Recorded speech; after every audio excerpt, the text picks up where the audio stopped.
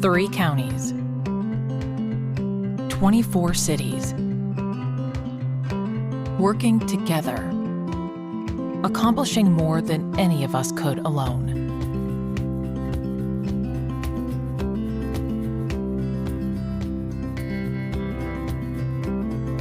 Whether your roots run generations deep,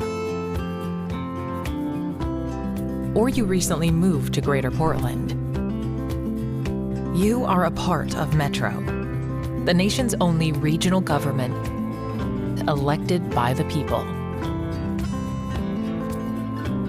Planning for the future, preserving what we love. Let's keep our region thriving for decades to come.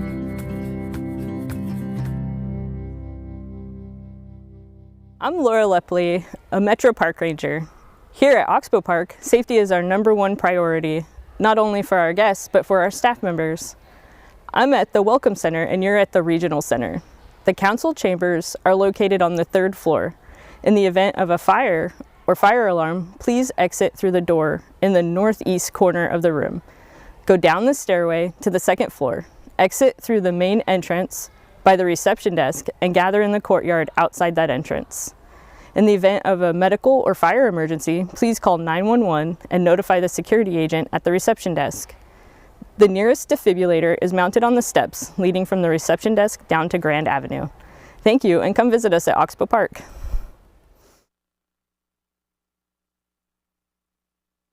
Of a meeting to order, I'm going to ask our clerk, Georgia Langer, to call the roll for attendance. Councillor Lewis. Present. Councillor Rosenthal. Present. Council President Peterson. Present, thank you. Councillor Nolan. Present. Hello. Councillor Simpson will be joining shortly, as will Councillor Gonzalez and Presiding Officer Wong. Present, thank you. All right, well, we have 3 public hearings on our agenda today, and we will call for testimony on each of those items. But first, we're going to open the floor to public communications on non-agenda items. Georgia, will you please describe to the audience our procedures for that we will use for public communications? Yes, if you are testifying in person on non-agenda items, please sign up by filling out a blue card in the back of the room and bringing it up to me. If you are testifying on Zoom or by phone, please sign up by using the raise hand function in the reactions or more menus, or by dialing *9. When it's your turn to testify, I'll call in your name or phone number. For those on Zoom, click accept to be promoted to a panelist. Your Zoom window will close briefly before you rejoin as a panelist. You can turn on your camera if you'd like. Testimony is limited to 3 minutes and the timer begins when you begin speaking. If you are testifying in person, their timer is located at the testimony table, on the wall, and on the digital screen. Please state your name for the record before testifying. You do not need to give your physical address. And again, I will take all blue cards for all different public hearings that we have today, but today we're just, right now, we are just going to do non-agenda items. And we do have one person who has signed up to testify in advance on non-agenda items, and that is Art Llewellyn. Testimony is also limited to 2 minutes today, just so everyone is aware. You can come up whenever you are ready. Time will begin when you begin speaking.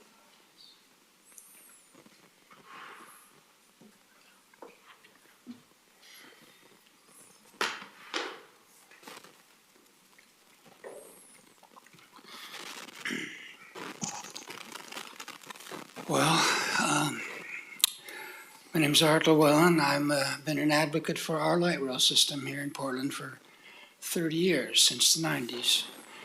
I will come before council, over the times to be either supportive or critical.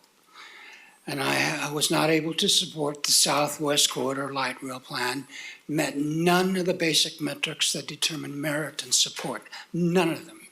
I concluded that what it would do was put the public in harm's way, that the accident rate, the number of accidents would increase as well as their severity. And so that was 2016 until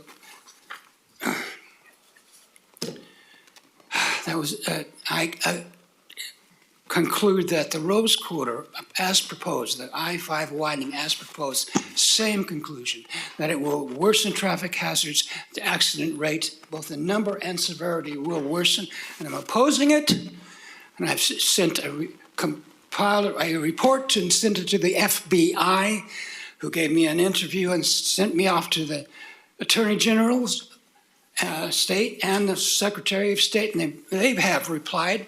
And I think I'm getting somewhere with it, especially when our Highway Department Director, Mr. Strickler, decided quickly to resign it and get out of the public eye before he gets charged with crimes. I can come before the council and be supportive when I've got a project that is worthwhile, but not this time. The crimes that I am accusing the agency of start with, intentional misdirection of project studies to predetermined outcomes, willful concealment of safety concerns from the public, daily pedestrian crosswalk traffic hazards worsen, reckless endangerment, lastly, and I'll get out of your hair, traffic hazards and accident ratings worsen both in number and severity. I think your political careers are over for putting the public in harm's way. And smiling at these people, I said, you want their trust, you don't deserve it. Thank you, Mr. Long. Yeah. Okay, we'll close testimony on non-agenda items and move on to our consent agenda. Today we have 5 items on today's consent agenda. So bear with me. Resolution number 25-5527 for the purpose of renewing GSS Transfer LLC's solid waste facility franchise to operate a transfer station. Resolution number 25-5529 for the purpose of renewing Pride Recycling Company's solid waste facility franchise to operate a transfer station. Resolution number 25-5526 for the purpose of renewing Waste Management of Oregon Incorporated's solid waste facility transfer franchise to operate Forest Grove Transfer Station. Resolution number 25-5524 for the purpose of renewing Willamette Resource Incorporated's solid waste facility franchise to operate a transfer station. And resolution number 25-5528 for the purpose of renewing Waste Management of Oregon Incorporated's solid waste facility franchise to operate the Troutdale Transfer Station. I'll call for a motion on the consent agenda. I'll move consent. Second. Okay, it's moved by Councilor Lewis and seconded by Councilor Rosenthal. All in favor say aye. Aye. Aye. Aye. Okay, all opposed say nay. All right, we have a unanimous consent for or approval of the consent agenda. All right, we're going to move on to our ordinances. So we have a public hearing for proposed amendments to the 2023 Regional Transportation Plan to include locally preferred alternatives for the 82nd Avenue Transit Project, the Tualatin Valley Highway Transit and Safety Project, and the Montgomery Park Streetcar Extension. Councilors, we will now move into a public hearing that represents our first steps towards amending the RTP to include the locally preferred alternatives for these 3 transit projects Council supported earlier this year. Today's public hearing is an engagement opportunity for those interested in commenting on the proposed red line recommendation included in the packet. Staff have joined us to provide a very high-level overview of the subject matter for interested members of the public. And there are also many Metro and partner staff members with us today. We'll have Allie Holmquist, Senior Transportation Planner, kick us off. Thank you so much, Counselor. And while the slides are coming up, I'll just say, yes, the purpose of today's item is to hold a public hearing on proposed amendments to the Regional Transportation Plan to include locally preferred alternatives for the 3 projects that are listed on this slide. I do want to mention that TriMet is the project sponsor for all 3 of these in the plan, and the City of Portland is the owner of the Portland Streetcar. This is part of the public review process that began on November 3rd and will continue through December 19th. Next slide, please.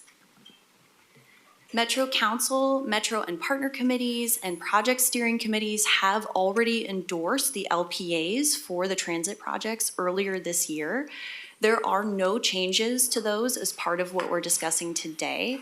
The proposed amendments before you are the result of staff acting on that direction that you and others provided to implement those endorsements by reflecting them in the RTP. To do that now in the existing RTP, rather than part of the next update for 2028, requires amendments. And doing so now is important because these projects are rolling, and this action will support them moving into project development and becoming eligible for federal and state funding opportunities sooner rather than later. And that's exactly what we envisioned as part of the transit project lifecycle that you see on the screen that was identified as part of the high-capacity transit strategy that was adopted in 2023, which is really exciting to see. Next slide, please. But per state law, any amendment to a land use regulation, comprehensive plan or element, which the RTP is, requires a formal legislative process. Appendix Y of the RTP outlines what this process entails for consideration of an amendment. An agency will consult with Metro staff about the project with a memo with detailed information. Metro staff reviews that and determines whether the request is regionally significant, on our regional networks, having broad regional impact, if it's consistent with the RTP goals, policy, and objectives, and also public engagement requirements. And if the project costs more than the estimate that was included in the RTP, whether there's sufficient new or other revenue identified to demonstrate fiscal constraint. Staff has done this for all three transit projects and determined that they are regionally significant, they are consistent with the RTP and public engagement requirements, and that they have demonstrated fiscal constraint as outlined in the staff report and attachments. After that, the formal process begins, which is where we are now today. But before I talk about what is included in the proposed amendments for the LPAs, I'm going to ask the transit project managers to provide a brief refresher on what is included in each one. And so with the next slide, I'm going to turn it over to Melissa first.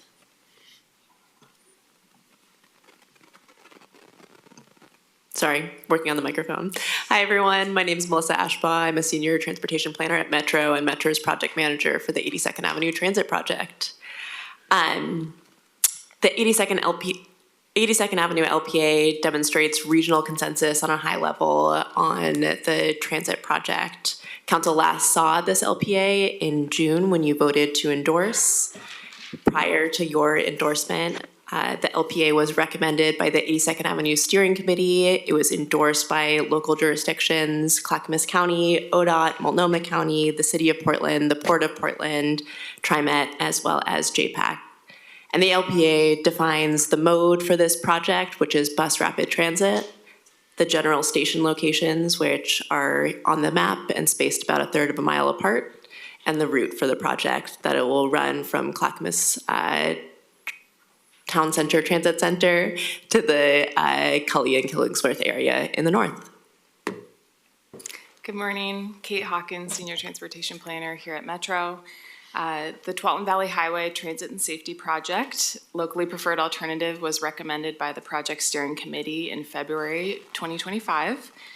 The LPA map is shown here with the corridor broken into the eastern and western segments.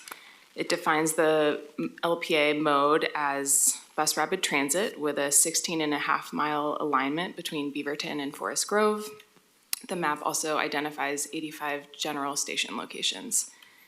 Since the steering committee's recommendation in February, the LPA has been endorsed by Washington County, the 4 cities in the corridor, Beaverton, Cornelius, Hillsborough, and Forest Grove, the TriMet Board, JPAC, and Metro Council. And then with the next slide, Alex. Good morning, Council. Alex Orshak, Senior Transportation Planner at Metro. The Montgomery Park Streetcar Extension, locally preferred alternative, was adopted by Portland City Council in December of 2024 and endorsed by Metro Council in July of 2025. The mode for this extension is streetcar. The alignment is a 0.65 mile one-way extension of the existing NS line running north and south along Northwest 23rd from Northrop to Roosevelt and then east and west along Roosevelt and Wilson from 23rd to 26th.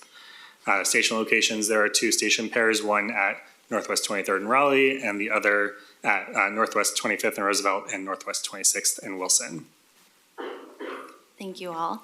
And so with the next slide, what the proposed amendments before you will actually do to reflect these LPAs in the RTP is they will add new appendices, including the LPAs themselves, make adjustments to the transit network map in Chapter 3 to reflect current project extents, make changes to the text and figures in Chapters 5 and 6 to reflect additional revenues related to the transit projects that were not accounted for in the adopted 2023 RTP financial forecast for the projects where costs are higher than the estimate included in the RTP. It will update descriptions of the transit projects in Appendix W to reflect endorsement of the LPAs with updated project status, timeline, and next steps, and update descriptions for corridor transportation solutions that are described in Appendix V to add or update information about the transit projects in development. Next slide, please. And so for the next steps in the process, we will have the ordinances that accompany the proposed amendments scheduled to come back to Metro Council in February. And then during the spring, we'll have MPACT, JPACT, and our technical committees reviewing and considering a recommendation on those amendments. And then finally coming back to Metro Council for second reading in June. And then next slide, please. I just wanted to mention that we do have staff from TriMet in the audience as well as PBOT to help us answer questions that might arise from the council. Thank you very much. Great, thank you. Colleagues, any questions or comments before we invite comments? I do have a procedural question. It seems like there's a big gap between February of next year and June. 4 months, and all the tables and committees in between have already seen and approved these projects. So why do we have such a large gap between the first and second reading when everyone's already approved? That's a great question. We have 2 meetings with each committee to provide an opportunity to read the ordinance and the amendments, and then a second meeting where we ask for those to be considered for action. And so that process just ends up taking a long time to get through the committees. Is there anything to gain by speeding that process up, or does this just keep us at our normal project delivery timeline? We could look and see if there's an opportunity to squish the schedule a little bit. Part of it is the packet deadline, so to be able to say for each committee what the consideration or recommendation was, that the lead time to get to the next packet ends up being a little bit longer. Do we anticipate any concerns or questions from the committees that might arise? I'm sorry, did you say, do we expect any? Do we expect any unanticipated concerns, challenges? No, not this time. Great. Well, No. if we could expedite it, I think that would help our projects as much as possible. Councilor Rosenthal. Thank you, Chair. I appreciate the question. I was going to ask the same question. That long period, that 4-month period, is that likely to have any negative impacts on moving forward with these projects in terms of getting grant funding or filing applications, that we know of? In other words, speeding it up, is there really much difference between speeding it up and dragging it out? There isn't. The June deadline was one that we were working on towards to make sure that we had sufficient time for the projects and moving forward with their federal and state grant funding and other processes. So by sticking within that June timeframe, we are making sure that we are being timely for the projects to keep on rolling. We're not going to miss deadlines. I mean, but I agree. It seems like everybody's agreed on these and talked about them for the last 2 years, 3 years. And so, at any rate, Great. I appreciate the thought. Thank you. Sure. Councilor Gonzalez. Thanks, Councilor Wong. Well, I mean, these projects are wonderful. We've spent so much time seeing them through to get to this stage, you know, especially those of us on JPAC that have extra deep touches on them in our communities. Actually, the 4 folks on the dais today serve on as co-chairs of the BRT committee. So I think that's, I don't know if that's opportune or just a coincidence, to say that these have been a huge priority, and I think priority of tens of thousands of people in the communities that we hope to make an impact.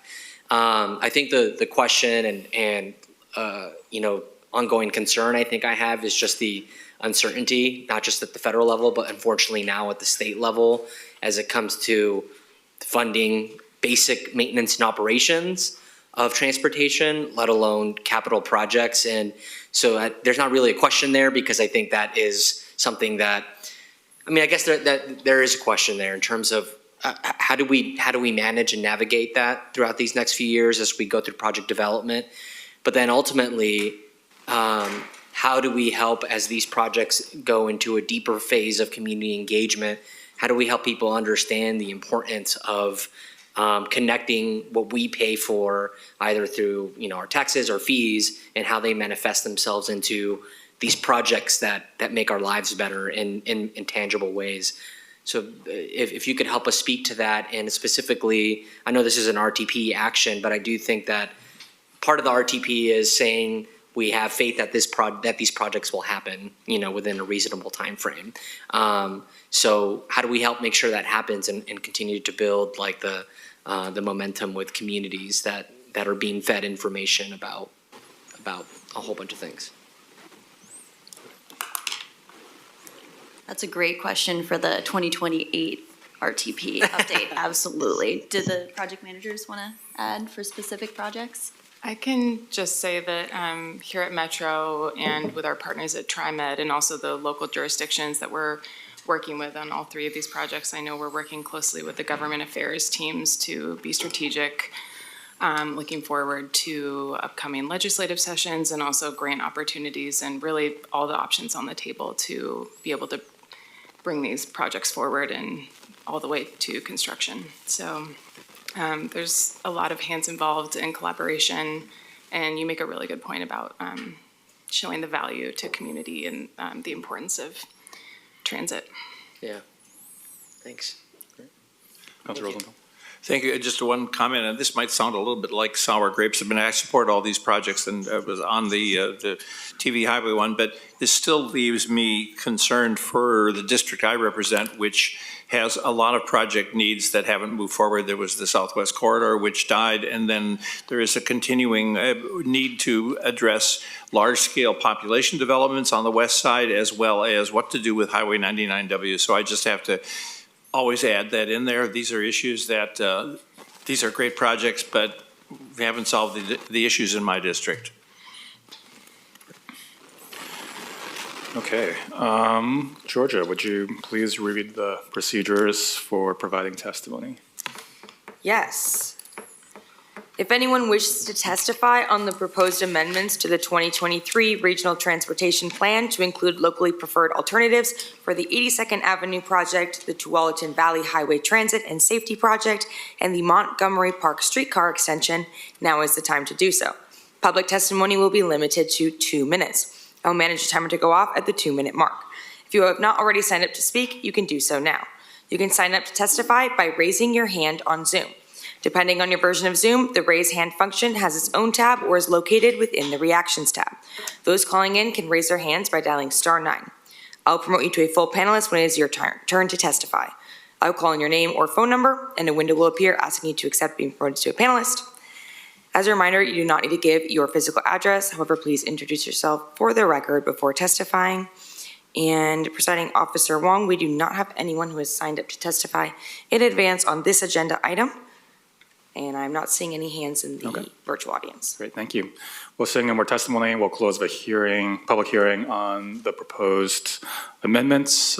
Council will take formal action next year regarding these amendments, and thank you to all our staff and project partners for advancing these important projects. We're going to move on to ordinance number 25-1535 for purpose of amending Metro Code chapters 3.07 and 3.09 to make housekeeping updates, modernize public notice methods, incorporate plain language best practices, and implement new statutory Metro District annexation requirements. We will now move on to the first reading of the ordinances. The first ordinance before us proposes housekeeping amendments to 2 Metro Code chapters to ensure alignment with state law and clarity. Senior Regional Planner Glenn Hamburg is here to provide a brief overview of these proposed code changes. Welcome, Glenn.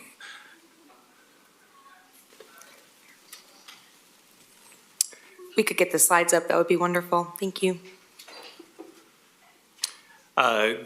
Good morning, Council. I'm Glenn Hamburg, Senior Regional Planner, here to share with you and the public what this ordinance, if adopted, would accomplish. Next slide, please. So at the most basic level, this ordinance proposes text amendments to 2 land use related chapters of Metro's code. That's Chapter 307 and Chapter 309. The proposed amendments are in Exhibit A to the ordinance in your packet. That Exhibit A, though, is more than 100 pages long, and the reason why certain text is shown to be added or deleted or moved may not be immediately obvious. So we've included some title by title, section by section summaries of the proposed amendments and included those in Attachment 1 to the staff report. To be very clear from the outset, the proposed amendments do not include any new Metro requirements on our partner jurisdictions, our cities and counties. Cities and counties would not need to amend their local plans or codes or otherwise newly demonstrate compliance with the adoption of these amendments. Indeed, one reason for these amendments is to make some things administratively easier for our very busy jurisdictional partners without changing substantive requirements. Consistent with advice from the Metro Technical Advisory Committee, who first began reviewing these amendments in September, the Metro Policy Advisory Committee voted last month to recommend the Metro Council adopt these amendments. Next slide, please. So what are the proposed amendments and what do they do? Much of the amendments are what we might call housekeeping, so correcting typos, updating citations, and bringing consistency and clarity to existing provisions without changing requirements. In a few cases, there are provisions that were time limited and have long since sunset, yet the old text just remains in our code. In other cases, provisions are unnecessarily repeated or have been made redundant by changes in state law since they were adopted. So this proposal would remove those provisions. A few years ago, the Metro Council adopted by resolution an inclusive and plain language policy. The policy advises against using vague and imprecise words like shall and citizen, against using jargon and archaic terms, and just generally overall promotes readability. When amendments to a code chapter are proposed, the policy directs staff to review the entirety of the chapter for opportunities to incorporate the best practices. So this proposal would amend text in chapters 307 and 309 to conform with the council's direction. All of these amendments that I've summarized so far represent the vast majority of the proposed changes in Exhibit A. Because they wouldn't change any existing Metro land use policy, but rather just clean things up, so to speak, it might seem like they're not that important. However, from my role, I can attest to the value of making even these amendments. It is routine for city and county staff to need to review and to make findings against Metro Code provisions when they're making local land use decisions like zone changes. When our provisions are unclear, maybe illogically organized, or have outdated citations, there's an additional burden put on staff of our partner jurisdictions. So cleaning things up will be helpful to them. But it's been about a decade since Metro last considered a package of housekeeping amendments to these land use chapters, and you can imagine the stuff that has accreted in that time. So having this cleanup may be overdue and can, at least in some way, help make the work of our very busy local staff a bit easier. Some other things this package would do, it's proposing to codify some new state requirements on Metro to provide direct notice to tribes of proposed UGB expansions. It's also proposing to codify a new state law related to Metro District annexations, which I'm pretty excited to explain here in just a moment. Finally, the ordinance proposes to modernize some of our public noticing methods, which I'll also explain. Next slide, please. So about those annexations. Likely the most significant issue this ordinance touches on, and something indeed worth celebrating, relates to Metro District annexations.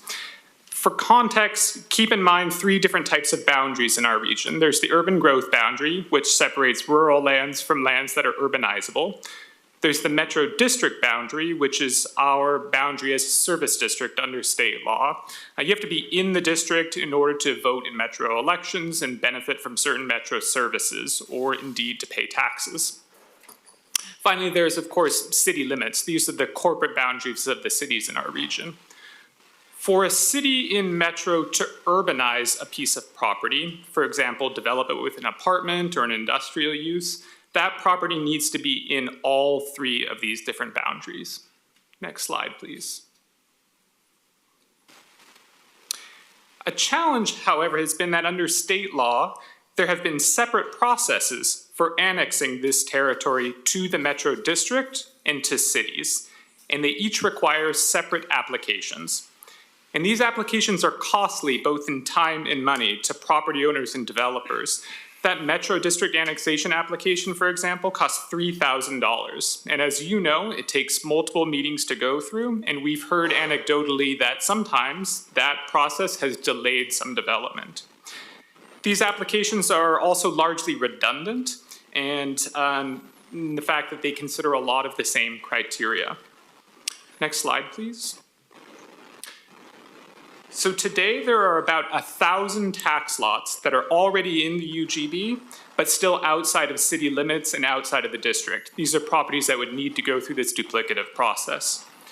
And while they only total about 1,500 acres, which is pretty small compared to the size of the UGB, each individual application is a burden on each individual property owner in proposed development.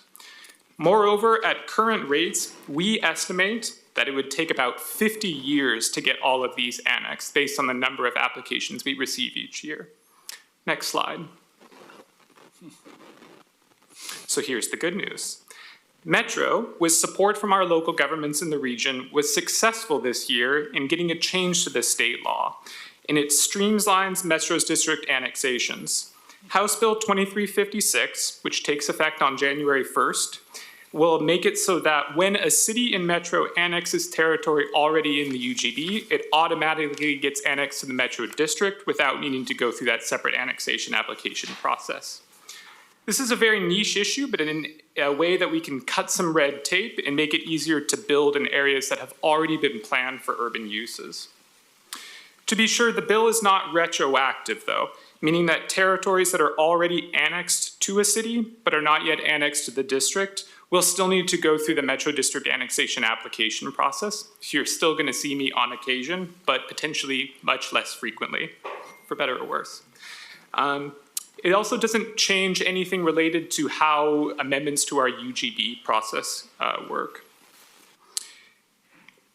So the ordinance before you today, though, would make necessary conforming amendments to Metro's code, essentially codifying this new state law and bring the language into alignment. Next slide, please. With input from cities and counties in the region, we've identified some additional opportunities for further streamlining and modernization related to public noticing methods, particularly for Metro District annexations. The amendments before you, if adopted, would remove existing requirements for public notices of Metro District annexation applications to be posted in newspapers and printed on these plastic public notice signs on site. The law literally requires it to be an 8.5 by 11 plastic sign posted out on the subject property. The feedback that we've gotten is that notices in a subscription-based newspaper, which don't include even any map of the property, aren't really all that helpful, And the on-site posting of these signs, typically along busy roads in undeveloped areas where nearby property owners have already received notice directly by mail, don't really serve much good. But the applicants, the property owners and developers making these annexation applications, they pay for these notices, and it costs them about $700 per application. So the code amendments before you would still require that notices of applications be mailed directly to nearby property owners, as well as to other interested parties like cities, counties, and other service districts. But they would also specify that these notices get posted on Metro's website, without requiring these newspaper notices or these plastic signs that I drive out, post, and then later go and collect. Last slide, please. So that concludes my presentation, but I'm happy to answer any questions that you might have, and thank you. Colleagues. Okay. I have a question. Oh, sorry. Thank you. Councilor Lewis. I first want to say thank you so much for the presentation and for bringing this forward today. And I'm personally going to be very sad that we're going to see less of you.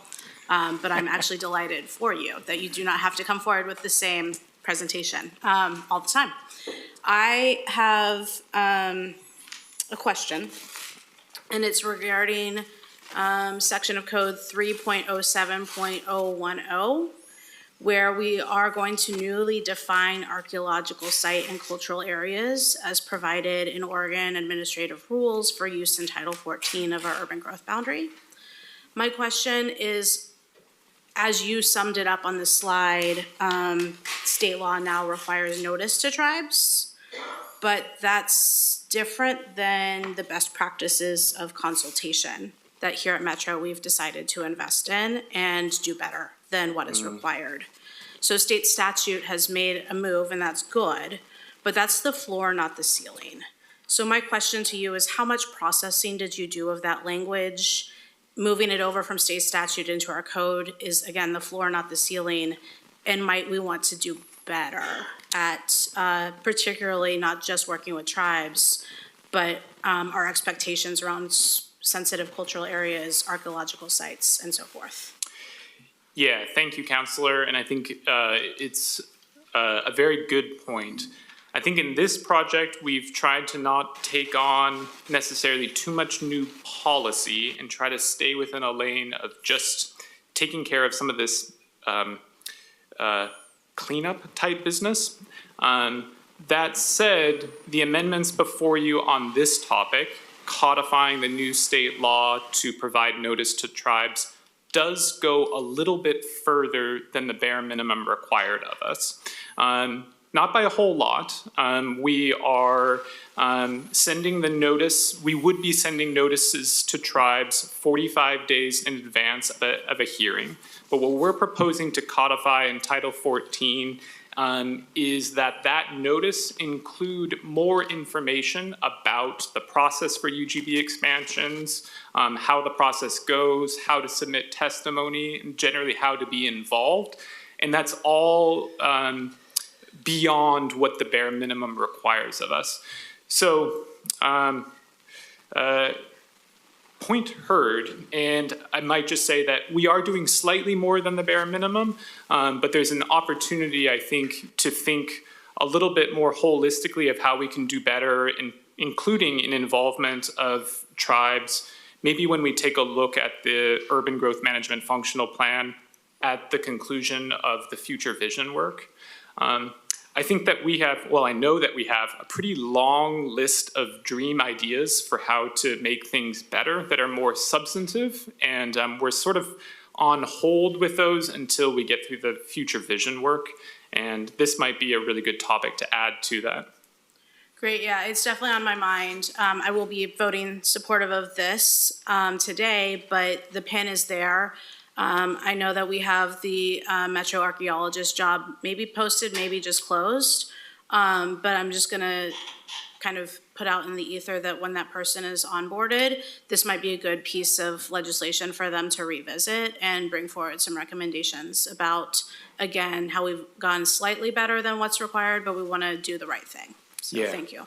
Thank you very much. Yeah, and then also my apologies to the Portland Tribune, but it's a big deal that we are not going to be taking developers' time and resource in submitting these very bland and hard to understand notices that do no good. So thank you for bringing that forward. You're welcome. Okay, well, we'll move on to a public hearing on ordinance number 25-1535. Georgia, for anyone joining us, would you please reread the procedures for providing testimony? Yes, you're gonna hear this a lot today. If anyone wishes to testify on ordinance number 25-1535. If anyone wants to testify on ordinance number 25-1535, now is the time to do so. If you are testifying on Zoom or by phone, please sign up by using the raise hand function in the reactions or more menus, or by dialing *9. When it's your turn to testify, I'll call in your name or phone number. For those on Zoom, click accept to be promoted to a panelist. Your Zoom window will close briefly before you rejoin as a panelist. You can turn on your camera if you'd like. Testimony is limited to 2 minutes, and the timer begins when you begin speaking. If you are testifying in person, there are timers located at your testimony table, on the wall, and on the digital screen. Please state your name for the record before testifying. You do not need to give your physical address. And Presiding Officer Wong, I do not see anyone in the audience to testify, and I have no hands raised on Zoom. With seeing no more testimony, we'll close the public hearing on the proposed amendments. Oops, no, that's wrong.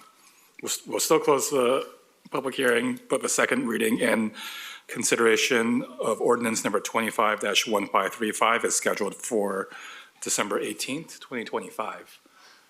George, I'd like to also reopen public testimony on the RTP amendments. I hear we might have missed someone. Yes, we did. Todd, if you want to come up, now is your time to testify. I apologize for missing your name in the stack.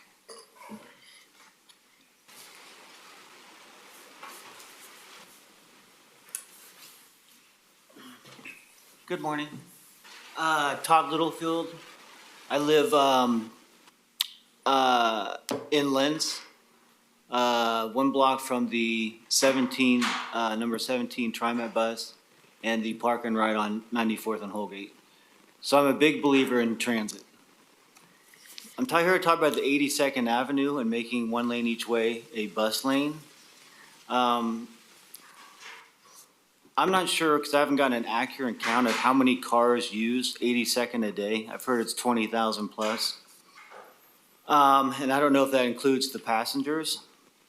But 82nd is a massive thoroughfare for, as I said, tens of thousands of people each day. That's going to destroy their commute. And Holgate, Powell, Foster are a nightmare, as is during commute hours in the morning and in the afternoon. 92nd is a nightmare, as is. So unless you're gonna build 92nd out to 4 lanes, then the 82nd proposal cannot happen. You are gonna make lives miserable for the commuters and the businesses. So the businesses I've talked to, all against this, if they are even aware of it. So, in my opinion, this is at best an 80-20 issue. It's probably more like a 95-5 issue. So I'm not sure why you would even consider doing this. So if you could put it to a vote to the people, expand 82nd to widen it to put in lanes for the bus. But the current proposal is really going to irritate people. Thank you. Thank you. Thank you, Todd. Okay, let's move on to ordinance number 25-1539 for the purpose of consolidating the Supportive Housing Services Regional Oversight Committee and Tri-County Planning Body into a new SHS Regional Policy and Oversight Committee and establishing the committee's duties and membership. Our next ordinance proposes to consolidate supportive housing services committees to help us reach our regional goals more efficiently. We've discussed this topic quite a bit over the last couple of years, so let's get into it. Today we have Liam Frost and Yesenia Delgado from our housing team, as well as Kristen Dennis, Metro Chief of Staff.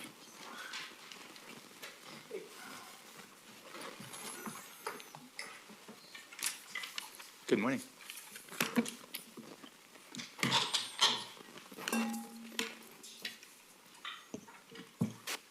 Hello, councilors. Again, for the record, my name is Kristen Dennis. I am the Chief of Staff to the Metro Council, and we're here to present the ordinance together with housing staff, Yesenia Delgado and Liam Frost. Councilors, I'm here to introduce this next item, which is an important next step to a lot more work we have ahead of us in the way we improve how the SHS program functions. It is reflective of months of feedback we have received, and most recently from your work session on November 6th. We believe it's reflective of all of the internal and external feedback we've been receiving for a long time. The Housing Department, it will be able to answer programmatic questions, and they're going to go over a short presentation. The Office of Metro Attorney can answer any legal questions, and I'll be here to answer anything in between. Liam? Thank you very much, Kristen. For the record, Liam Frost, he, him, his pronouns, currently serving as the Interim Director of Housing here at Metro. It's good to be with you this morning, councillors. This is going to be a very short presentation to allow you all time to deliberate, to provide clarity around the process for you all and for our guests here in the room. This is a first reading of an ordinance to consolidate the responsibilities of the Tri-County Planning Body and the SHS Oversight Committee. This is not happening in a vacuum, as you are all aware. We will be returning, or scheduled to return, on December 16th for a second reading of this, as well as a resolution for you all to affirm other reforms that we have proposed over the last few months that have been sourced, as Kristen mentioned, over the last 2 years from various community engagements, stakeholder engagements, work with you all most recently, and here we are today. As I said to you, I think in one-on-one briefings and up here at the dais, that what we're attempting to do here is an under-the-hood tune-up of the SHS system, as it were. Once we move past the decision to refer an extension of SHS to the ballot, the Housing Department really looked at the areas what we are able to do within the IGA that can enhance the performance of the system. I want to make it clear that we can both accept that things need to be better, that we can do better, and also acknowledge the amazing success that we've seen for individuals and families who would otherwise be homeless without this. That's around 9,000 folks who've been placed into housing across the region without this funding would be homeless. Thousands more whose homes were saved because of this funding. So I think we can acknowledge both at the same time. The other reason why I think it's important or critical that we're making these changes right now is not only in response to the lessons that we've learned, but we are no longer benefiting from tailwinds. We are heading into significant headwinds. With the cuts that we've seen from the state around eviction prevention and predicted more cuts coming through the federal government, SHS is becoming less of a leveraging funding source and more of a must-have source of funding. So with that, we're going to move through some of these slides to provide an overview of what is being proposed in the ordinance today. Next slide, please. As Kristen mentioned, as I've mentioned multiple times on the dais here, I think it's worth just kind of shouting out some of the engagements that we've had over the last 2 years. We initially begun this conversation with COO Madrigal's stakeholder advisory table at the beginning of 2024, convened to talk about and discuss options for affordable housing. At that convening with multiple stakeholders across the region, SHS was a frequent source of conversation, to the point where the eventual report really provided recommendations on improving SHS.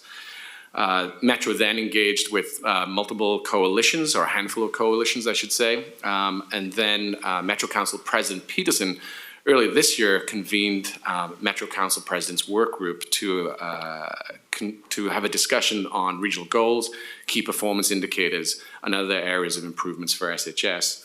Throughout the summer and the autumn, we've engaged with Metro Council.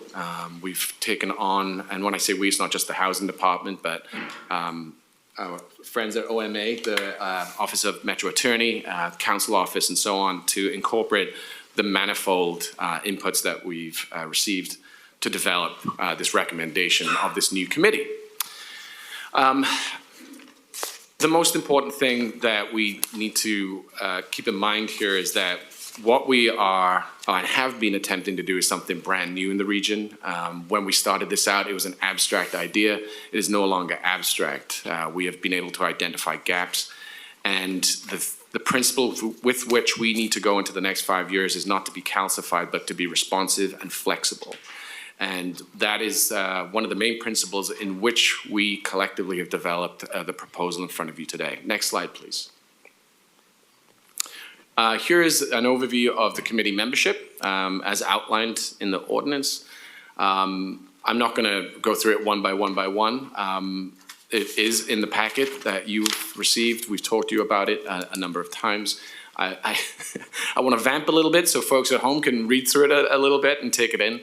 But what has been proposed here is a result of directives, not directives, but recommendations from Metro councillors to seek balance of elected officials across the region and non-elected officials. What is being proposed here is somewhat or substantially different than what we've seen at the Tri-County Planning Body and the SHS Oversight Committee. For example, on the current SHS Oversight Committee, the non-voting members are all elected officials. The voting members are unelected officials. And so this is a significant departure from that to create the balance ownership of the decisions that are going to need to be made at this future committee or potential future committee. Next slide, please. I think this is an important area for your consideration about how these members will be appointed. I think there's been some borrowing from existing Metro committees. The non-elected membership will be conducted, or the recruitment for the non-elected membership will be conducted by Metro in partnership with our partners. We haven't actually defined that in great detail yet, but we expect to be doing that with our partners to recruit those members. With regard to the elected officials, we will be deferring to other jurisdictions to select their members to represent them on this committee. One other piece that is included in this consideration is alternates for every member of the committee. That's an important point to make too. Next slide, please. The duties as outlined in the ordinance are a combination of the duties outlined by the Tri-County Planning Body and the Oversight Committee. We're not adding additional responsibilities. What I've mentioned to both the Tri-County Planning Body and the Oversight Committee is in response to some feedback around the IGAs really tying us down, not being able to really provide enforcement or more colloquially teeth, is that we've never really fulfilled the full potential of the IGAs, and that is going to be an intention in our department and in Yesenia's division too, as we set up this committee. The key point here is, again, I want to point out for you, Council, and for folks in the room, is that we are not proposing any additional responsibilities outside of the intergovernmental agreements that we have with each of the three counties. Next slide, please. This slide is the last slide, and perhaps one of the most important for consideration for folks in the room.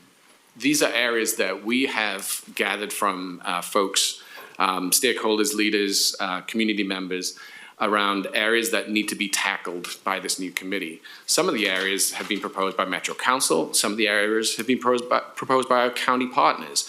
I could pick out any one of these, and I think you would all agree that these are difficult, complex, thorny issues, apart from this Oversight Committee recommendations.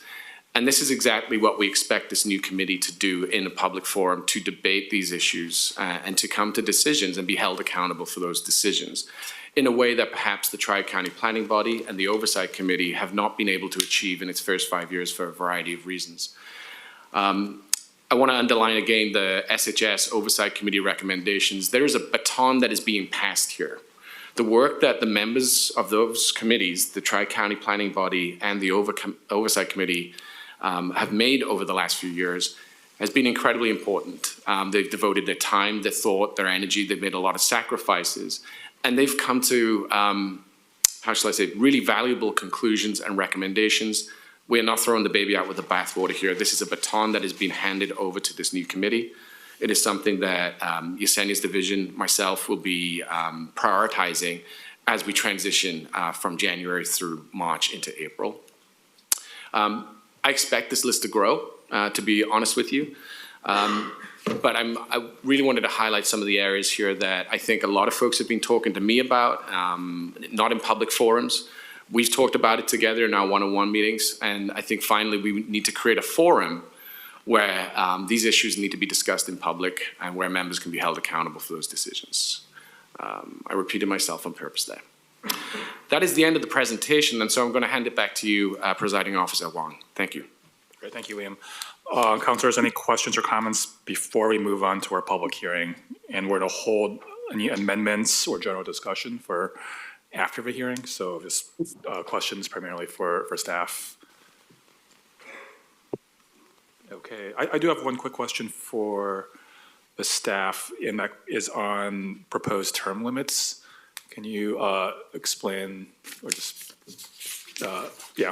clarify kind of the term limits that we have set forward and who it doesn't pertain to? If I see that the director is looking at me, I'm going to answer. This is Carrie McLaren, Metro Attorney. If we look at the terms, all of the positions on this have a 2-year term. There are term limits, though, only for those members that are appointed by Metro Council, and so those would be the housing experts.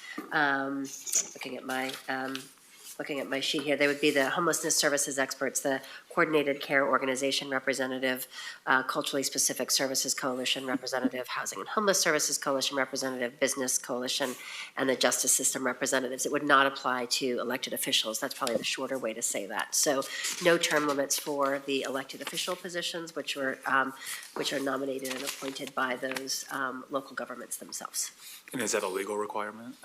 It is not a legal requirement. It's a consistent, fairly common. So one of, I think, the directions that at least I understood was that we were following a similar structure as we do for JPAC and actually MPAC, but more precisely JPAC.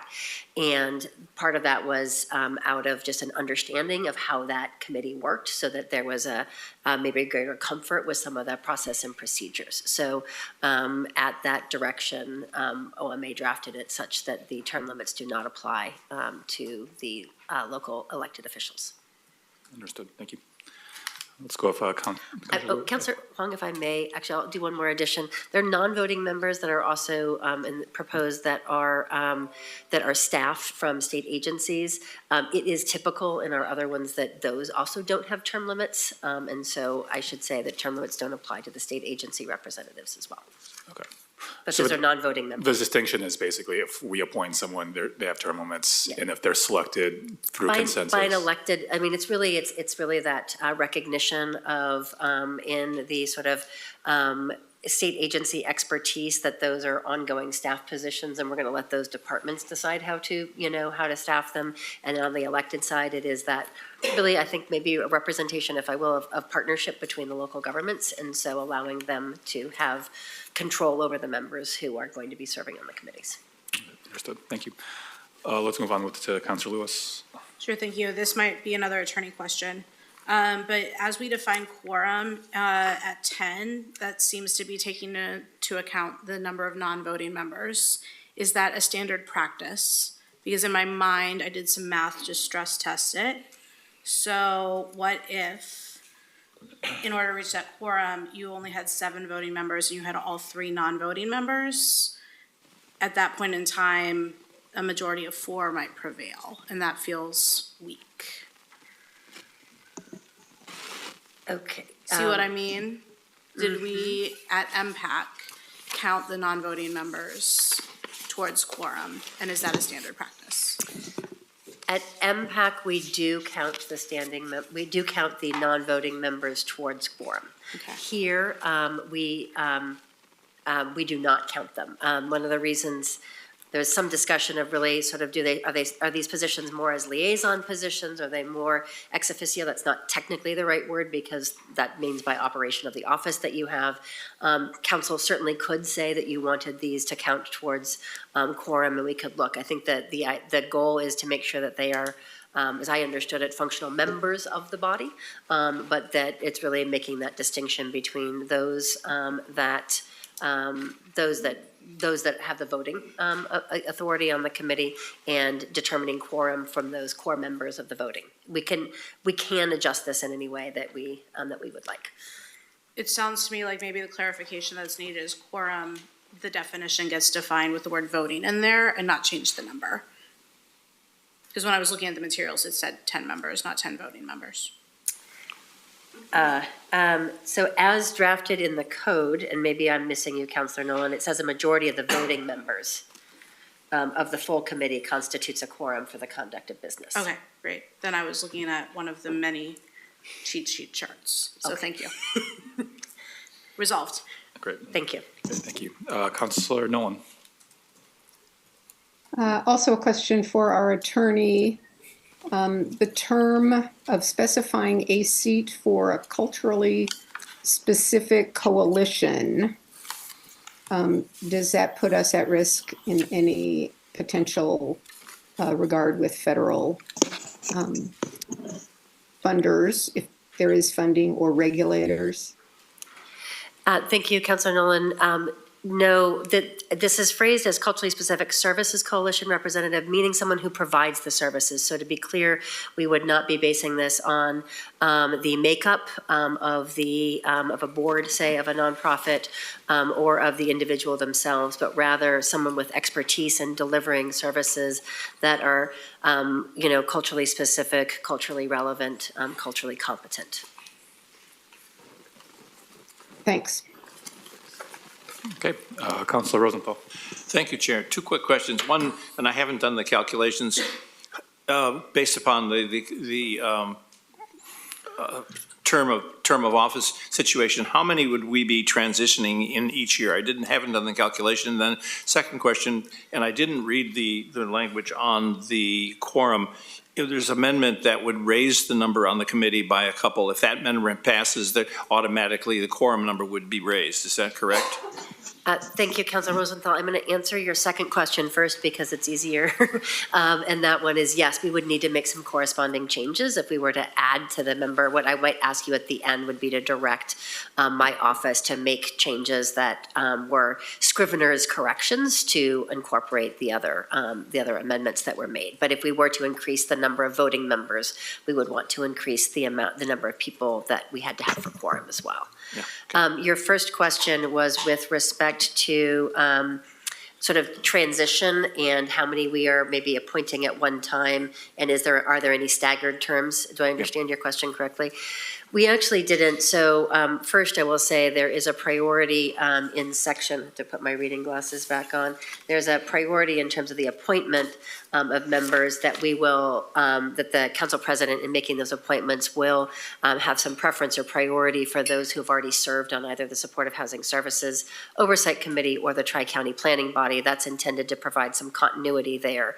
But otherwise, we don't actually have staggered terms. And this is because if you look at the numbers of members of the committee, Metro Council is actually only appointing about half. I'm not doing the math precisely, but only about half. And so did it really make sense to only appoint a quarter at a time when the counties and other local governments are really in control of the other seats? So we did not actually have a staggered term, and it would mean that for the members appointed by Metro Council, they would have the same term. If council wishes, we could amend this to provide that the terms were staggered.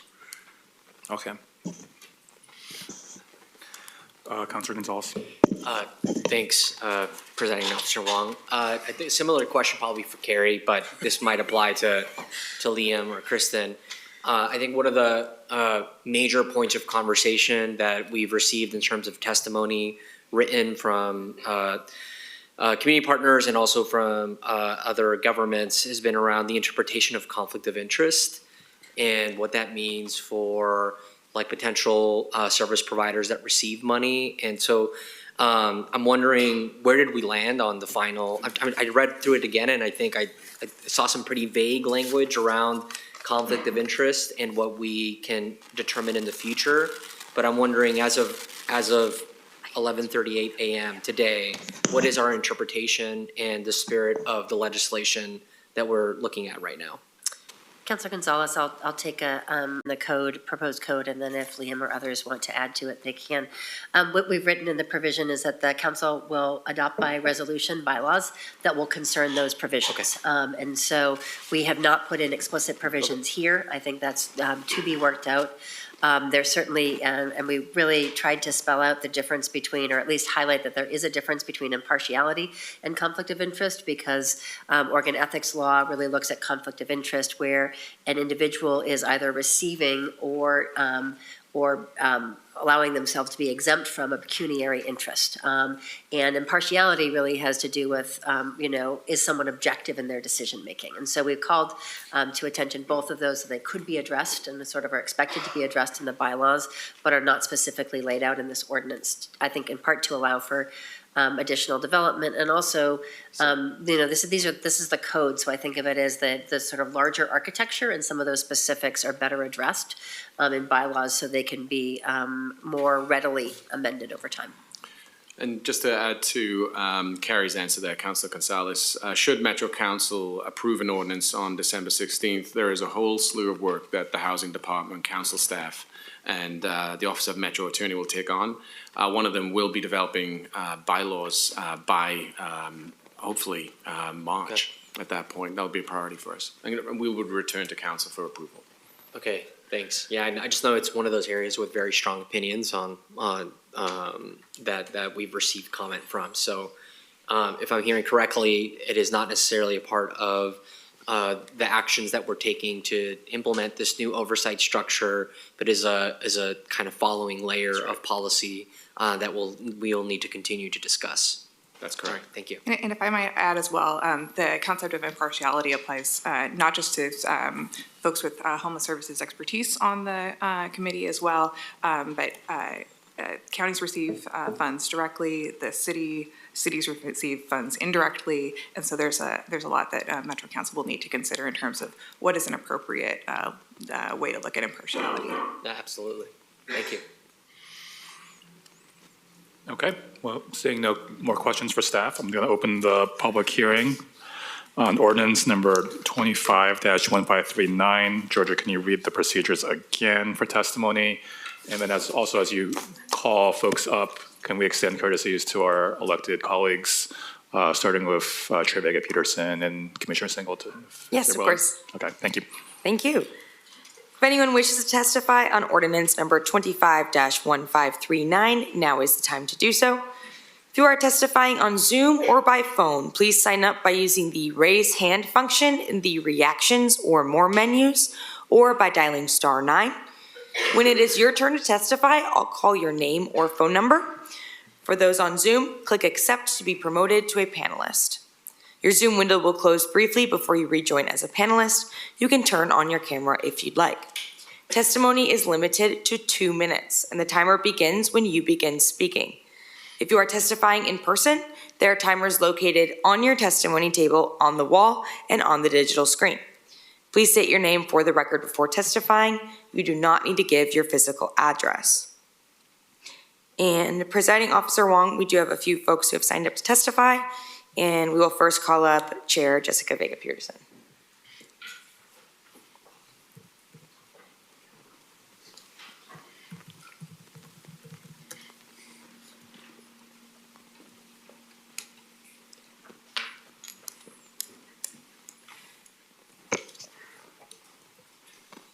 Is it on? Okay, great. Good morning, members of Metro Council, and thank you so much for this opportunity to testify today. My name is Jessica Vega-Peterson. I am the chair of Multnomah County. First of all, I want to thank you for the continued partnership between the Metro Council, the Multnomah County Board, city and county partners, and service providers across the region to assure that we are assertively tackling homelessness and fulfilling the voter-approved goals of the Supportive Housing Services measure. I'm here this morning to provide testimony on the proposed governance updates Council is considering. As the largest county in the region, Multnomah County receives the most SHS funding. We also have the largest need. Although the dollars we receive through the measure are not necessarily commensurate with this need, Multnomah County is delivering on our commitment to voters in the community. In FY25, we housed 2,600 people and helped many more stay housed. 92% of people in permanent supportive housing are staying housed, and 85% of households receiving shorter-term rapid rehousing assistance are keeping their housing. I would refer you to the recent Willamette Week article regarding Multnomah County's results and effective fiscal management of our SHS resources for more information on this. I support the move to refine the governance structure by combining the Tri-County Planning Body and the SHS Oversight Committee into a single entity. This change will allow us to be both more nimble and more collaborative via the new SHS Regional Oversight and Policy Committee. People in our region expect us to be working together effectively to put into action the programs and services to reduce homelessness and move people into permanent housing. And a single governance body focusing on this work at the regional level is the best way to do this. However, I do have concerns about the proposal for the roles and responsibilities of this committee. Counties hold responsibility for the implementation of the SHS program, and Multnomah County specifically is responsible for providing homelessness services, while our cities are responsible for public space management and housing production. The goals of the SHS measure are to move people into permanent housing and stabilize households, which is squarely within the county's work.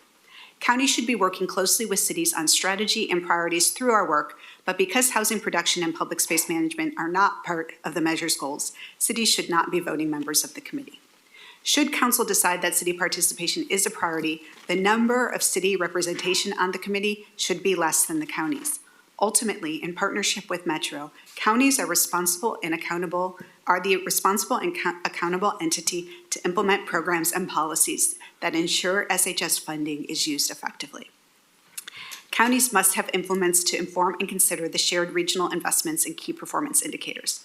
I want to ensure that the revised SHS key performance indicators, regional goals, and regional investment funds are aligned and realistic, and for Multnomah County that they meet the expectations and priorities of our recently updated Homelessness Response Action Plan. I appreciate the conversations I have had with each of you over the last several months as you have taken up the work to make this SHS measure as effective and as impactful as possible. I ask that we continue that work of partnership and collaboration as the Metro Council considers how to move forward with this ordinance and with the forthcoming resolution. Together, we are delivering on our regional's goals of making homelessness rare, brief, and non-reoccurring. Thank you. I think it's just on. Thank you. I'm going to be under 2 minutes, so I'll make up some time. Thank you, President Peterson and Metro councilors. For the record, my name is Shannon Singleton. I'm Multnomah County Commissioner for District 2. As an original member of the team that structured and moved the Supportive Housing Services measure, and now as a Multnomah County Commissioner, I appreciate and support the work Metro is doing to make reforms to improve our work funded by SHS. I also support the efforts to improve the governance structure for SHS oversight. However, I am deeply concerned with the membership and voting rights outlined in the proposal before you today. While I appreciate the desired intentions, this approach will not get the outcomes we need.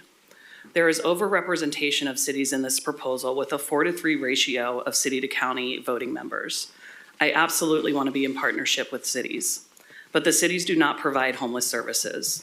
Their roles include housing development and public space management, neither of which is funded by SHS, nor are there any proposed key performance indicators to hold accountability to outcomes for these roles that the cities perform. Cities, if included, should be non-voting members, as cities do not have any decision-making rights over how counties choose to budget our funds to meet the goals of SHS and our local implementation plan. I cannot imagine a world in which Metro would set up a governance structure to implement the regional housing production strategy and give counties more votes than cities. Homelessness should be no different. Please reconsider this proposal and make it more balanced so we can all move forward as partners, respecting each jurisdiction's roles and responsibilities. Thank you. Thank you. Next, we have Eamon Green, and then on deck is Angela Martin. Can you hear me? I don't have a lot of fancy words, you guys. I want to say good morning. Thank you for letting me be able to speak this morning. When I'm homeless right now, and I went to a shelter to be able to try to get a bed, and they didn't have any beds. But it's saying like 30% of space is not being used. So I'm just saying I've been homeless for about a year and a half. I have 3 jobs, and I think that individuals should be a part of this. That people that's going through this should be a part of the decision making, not just you guys. Because I'm going through this for a year and a half. I'm working hard, and I shouldn't be in the position that I'm in. Thank you.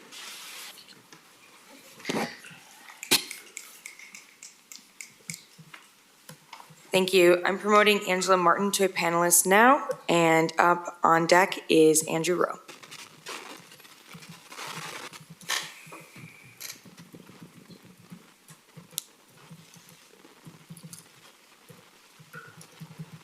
Good morning. For the record, my name is Angela Martin, and I'm speaking today on behalf of the Here Together Coalition.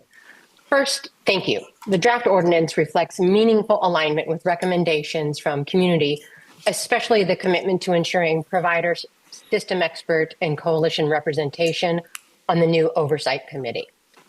We see our voices reflected in this proposal. That said, I want to be clear, we support the direction, but the proposal as drafted leaves 3 critical gaps we believe will limit the committee's effectiveness and ultimately the program's success. The first is committee size. We support a structure that includes all key voices, elected leaders, issue experts, state partners. At the same time, the draft expands city representation to 4 elected city officials. We urge refinement here.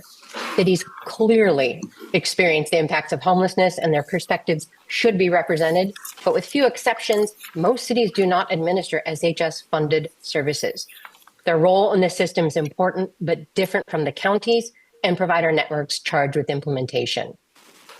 Next, the proposal identifies important responsibilities for the committee, reviewing local plans, monitoring expenditures, setting KPIs, yet it's unclear what authority it grants to ensure compliance with the standard it sets. Without tools such as financial incentive structures that protect clients or the ability to align resources with need, the committee's authority risks being limited. We support the priority actions outlined in the staff memo, but it's unclear how those would be operationalized. Our final recommendation is the need for a regional continuous improvement framework. We appreciate that the concept is called out in the staff memo, but without a dedicated, funded structure, shared methods, and regular facilitated review, continuous improvement simply does not happen. Look, we share the same goals, a system that is aligned, accountable, transparent, and effective it serves. We think we can get there with a little more work, and again, appreciate your leadership and the opportunity to partner. Thank you. Thank you. Next, we have Andrew Rowe, and on deck is Nick Savi.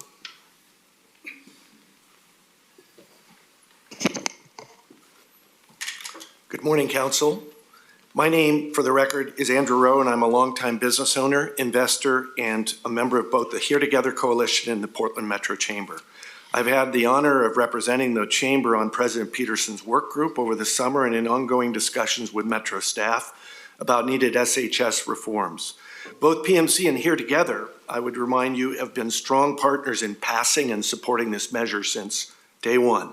I want to acknowledge and thank President Peterson, Metro Council, and staff for the work that's gone into the ordinance proposal.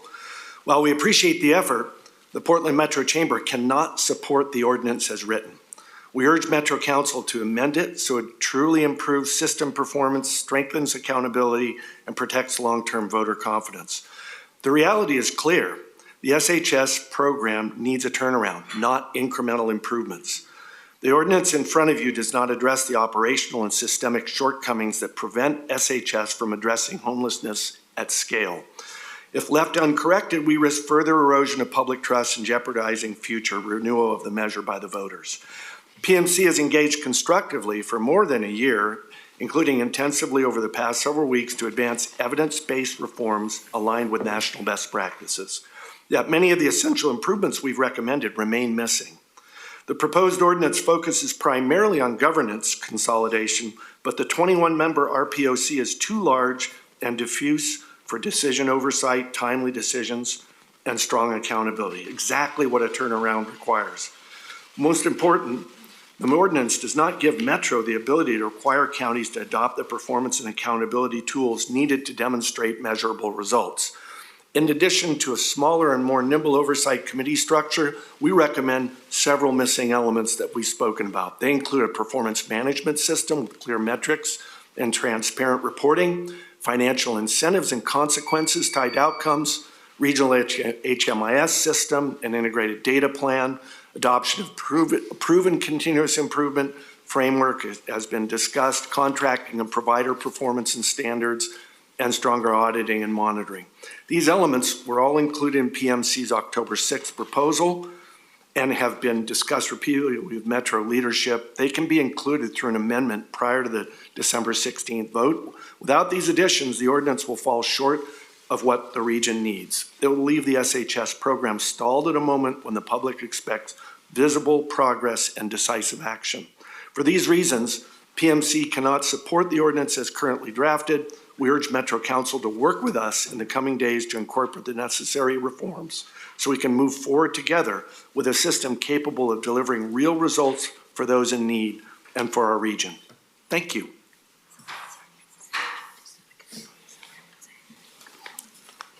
Okay, I'm now promoting Nick Savi as a panelist, and on deck is Brooke Hill.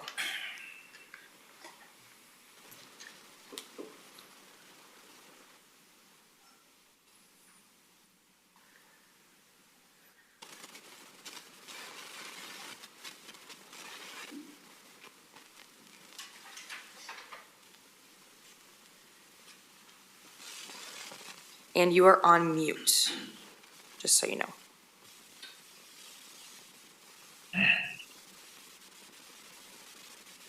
I will try again. Hi, my name is Nick Sovey, and I'm the co-executive director of Rose Community Development.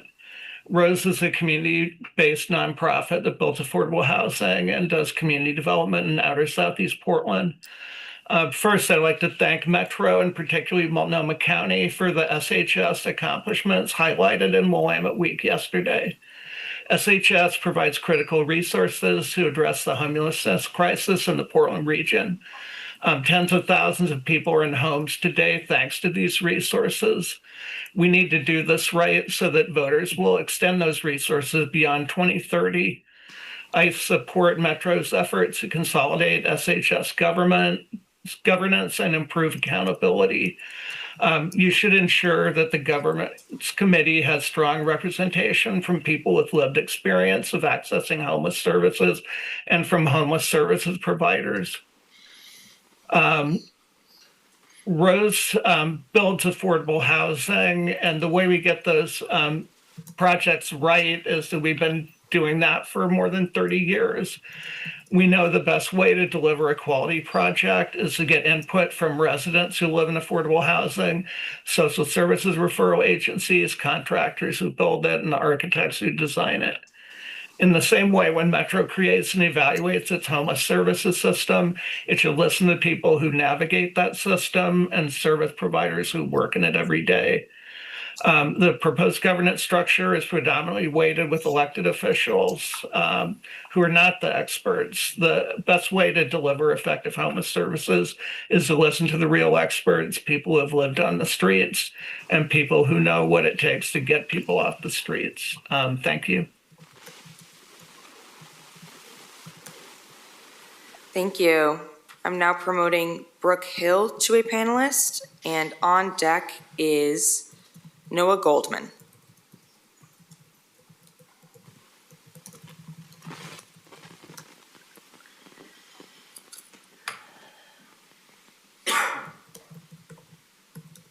Hello, President Peterson and members of the Metro Council. Thank you all for giving me the opportunity to speak before you this afternoon. My name is Brooke Hill, for your record, and I'm a political fellow on Oregon AFSCME's political team. I'm here today to advocate on behalf of AFSCME's many behavioral health members, many of whom are frontline service providers. AFSCME's behavioral health and housing service providers are some of the most compassionate, hardworking group of people I've ever had the pleasure to work with. They care deeply about the communities that they serve, and they want to continue to do this work, but they face several barriers. As Metro continues support of housing services reform, to consolidate the program's oversight committees, I urge you to continue the work of the Tri-County Planning Body. This body has been focused on improving SHS compensation and increasing recruitment and retention of frontline SHS staff. It's critical to ensure that the valuable work of the TCPB on this issue is not lost. In order to be best equipped to deliver high-quality services and successful outcomes for clients, we must continue important conversations about the need to address low compensation for frontline workers, prioritize workforce development efforts that incentivize them to stay in our sector, and right-sizing caseloads. Our region's homelessness services system will be better equipped to deliver successful outcomes for clients if we continue important conversations to. As you know, the metro area is facing a housing crisis. Unfortunately, the very workers who support SHS clients to stabilize every day are at risk of housing instability and homelessness themselves. Housing service providers are constantly asked to do more with less. Wage increases have stagnated across the board, while acuity and client need are just as high, and caseloads increase. This is a pivotal moment for Metro. As SHS reform work continues, we would like to see the council take concrete steps and continue to increase support for frontline workers. As system goals and key performance indicators are decided, more guardrails need to be put in place to stabilize the critical workforce responsible for delivering ambitious client outcomes for SHS now and in the years to come. Thank you so much for your time, and I'm happy to answer any questions. Thank you. All right. I'm going to now promote Noah Goldman to a panelist, and on deck is Brooke Goldberg.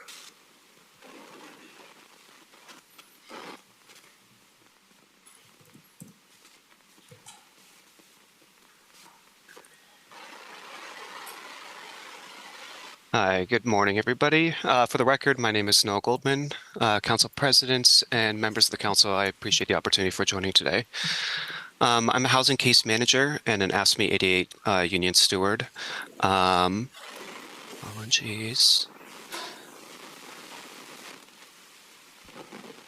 Let me see, I've worked for 6.5 years at a low-barrier shelter that's for single adults in Portland, Oregon, 1.5 years as a shelter staff member, and 5 years as a housing case manager. As Metro considers the support of housing reforms, I just kind of want to add in my support about continuing to work on workforce stabilization as well as compensation for the people who are handling this work. The rest of the details, other people will go into about this. One thing I kind of wanted to comment on is about, JOSE and Portland released in 2023 a study on homeless service workforce. And its findings were really obvious, that there's undercompensation, there's turnover, and there's staff burnouts.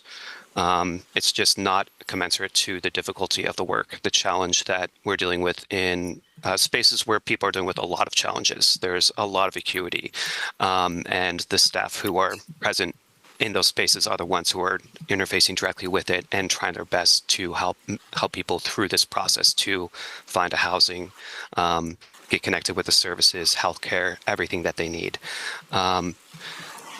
One thing that I kind of want to do a little bit of framing here is that, this measure is just one component, SHS. Continuing it is going to be invaluable as a part of turning around this ship on the need for these services. Metro is just one component. Counties are involved, cities are involved, the state is involved. And where Metro can really make a commitment is to really make a concerted effort towards the fleshing out and concerted effort towards the professionalization of this workforce. This is challenging work. There's a lot of expertise that need to be crafted and developed to become effective people. So I just kind of want to add that emphasis onto the workforce stabilization components of the Tri-County body. Thank you. Thank you. Now we have Brooke Goldberg. Your time will begin when you begin speaking, and on deck is Andy Miller. Good morning, President Peterson and Metro Councilors. Thank you for your time and attention to improving on the supportive housing system. My name is Brooke Goldberg. I'm the Public Policy Director at Central City Concern. Tax revenue is decreasing despite past voter support for new tax structures, and federal support is shifting in ways that require adaptability our system wasn't built for, and none of the systemic factors that help increase access to affordable housing are moving quickly. SHS reform is an opportunity to enact a unified regional response to our homelessness crisis with collaboration, common goals, and data collection at the heart of the effort. Braided funding models, which most of us are subject to, in theory reduce risk through diversification, but they have increased economic pressure. Each project is supported by multiple strands of money provided by layers of grants, contracts, and donations with highly varied metrics, requirements, and goals. The programs that provide the foundation of our homeless response system are facing harm by 1,000 paper cuts, increased operating costs, staff turnover internally, and with support of external partners, technological changes, and political priority shifts at every level of government. A systemic approach is an opportunity to ensure that every dollar spent is done so with intention that considers where other dollars are being spent, filling gaps, avoiding duplicative effort, ensuring that metrics measure impact and failure, and inform improvements. We support the improved balance of representation on the proposed Regional Oversight and Policy Committee, which will include providers of varied types of housing, elected leaders of the greatest share of the work, and representatives from outside of the SHS system. We hope this will provide maximum transparency, accountability, and communication across silos, with the hope of increasing efficiency and effectiveness. However, we remain concerned about the size impacting functionality and want to ensure that if the number of committee members are reduced, it should be in favor of provider professionals who can speak to the work in real time. Most of the providers in this space have been doing this work for decades. This expertise and partnership is required to sustain an effective system. I will submit the rest of my comments for the record. But this committee would be able to do things that we haven't been able to do in the first 5 years of SHS investments and hold our regional partners to a regional mission and a goal. Thank you. Thank you. Now is Andy Miller, and you can always email me your notes so I can make sure it's included in the public record. Andy Miller will be testifying now, and on deck is Sahan McKelvey.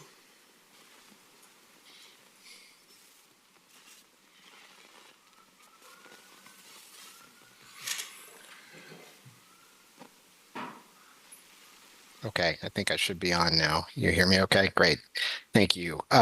Chair Peterson and Metro Councilors, for the record, my name is Andy Miller.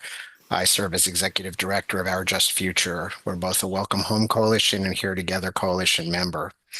Thank you for the opportunity to testify today and for your leadership and for staff's work on the proposed reforms that are before you to the governance of the Supportive Housing Services measure.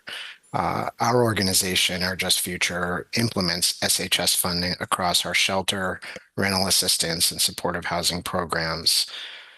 We truly see the power of this measure every day. We see great results at the local level, but we also see the risks when governance, alignment, and implementation fall short of building a truly coordinated regional system of response. That lack of true system alignment is perhaps what most threatens the public trust needed to sustain long-term support for this critical resource. This, we believe, is a moment to act with urgency to strengthen governance not only over SHS as a funding source, but over our broader regional homeless response system. If we're serious about preventing and ending homelessness at scale, then affordable housing, shelter, prevention, rental assistance programs, as well as local, state, and federal dollars funding our health, behavioral health, and other critical ancillary systems must come into far greater alignment than they are today. We urge the Council to empower this reformed governance structure to oversee the development and implementation of a truly coordinated regional system of response. On the specifics of the ordinance, we support consolidation to a single oversight committee, but that body must be leaner than what is proposed and at the same time more inclusive of and balanced toward those with direct experience implementing real solutions, especially service providers implementing the funding and working across the public systems that are needed to respond to homelessness. To drive improved results, governance must stay focused on aligned strategies across jurisdictions and funding streams and be empowered to rise above political cycles and silos in pursuit of sustained, measurable collective impact. I see I'm out of time, so I will submit the rest of my comments in writing, but really want to encourage you to be bolder than what's in front of you today and truly empower this committee to make the real change that we believe is needed to get us fully on track and regain the public trust that we may have lost over the last few years. Thank you. Thank you, Andy. Next up is Sahan McKelvey, and then on deck is Laura Golino de Lovato.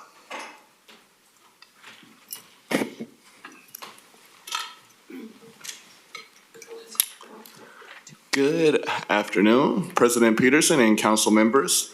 My name is Sahan McKelvey, and I am a member of the Welcome Home Steering Committee, the Here Together Advisory Board, the Tri-County Planning Body, and the Director of Advocacy and Engagement at Self-Enhancement, Inc. I'm here to offer conceptual support of the proposed ordinance while lifting up recommended changes to create a stronger model. There are some gaps that I would speak to, and several of my colleagues will speak to KPIs and accountability, as well as continuous improvement, but I want to speak specifically to the structure of the committee. The committee needs to be right-sized. It's too big as currently proposed and too heavy with elected representation and specifically redundant representation. I recommend reducing elected officials from 10 to 6 to include 3 Metro councilors and 1 representative from each county. County leadership and mayors within that county serve the same people, and it's the people that we are accountable to. The fact that city and county leaders are often unable to align themselves on how to best serve their shared constituents is a huge factor in the broken system that we're trying to fix. By including 1 representative from each county, leaders in each county are then empowered to work together to create shared interests that serve the needs of their shared constituents. We need that level of collaboration. By reducing the number of electeds from 10 to 6, we get a body of 14 voting members that can be more responsive.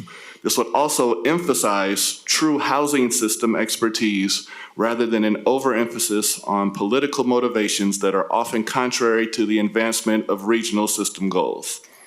I would urge Metro Council to strongly consider looking at what is best for the people that we're charged to serve, and not what is best for the numerous jurisdictions that have driven decision-making that resulted in us needing these changes in the first place. If you take an honest look at where we are and what we need, then you will adopt these suggested improvements before enacting a final decision. Thank you. Thank you. I'm now promoting Laura Golino de Lovato as a panelist, and on deck we have Dr. Sandra Comstock.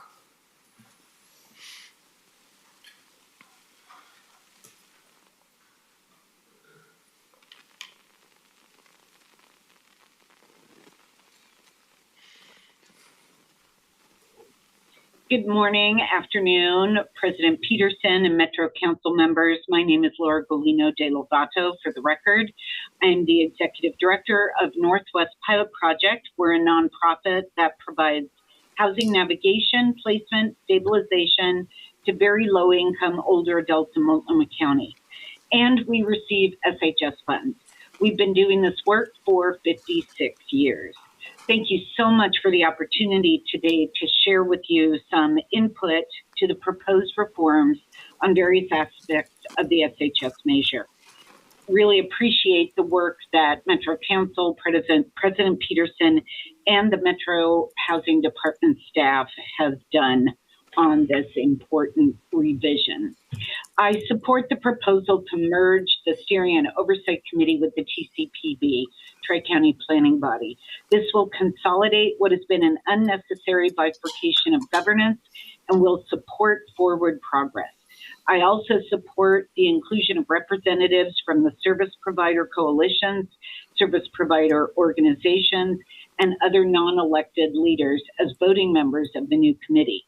However, like my colleagues and others, the proposed size of the committee at 21 members is too large to be truly effective at making key decisions, too cumbersome to be nimble, and redundant in its representation. The ideal number should be 12 to 14 members. I join others in recommending that city representatives not be included on this committee. With limited time, I urge you to adopt these changes that will enhance the entire set of reforms, and I will also submit more testimony in writing. And all of this for the goal of creating a more functional and client-centered system. Let's put the people we are all here to serve ahead of politics and political wins. After all, the measure is about the people who are served, and any system must prioritize the best outcomes for them. Thank you. Thank you.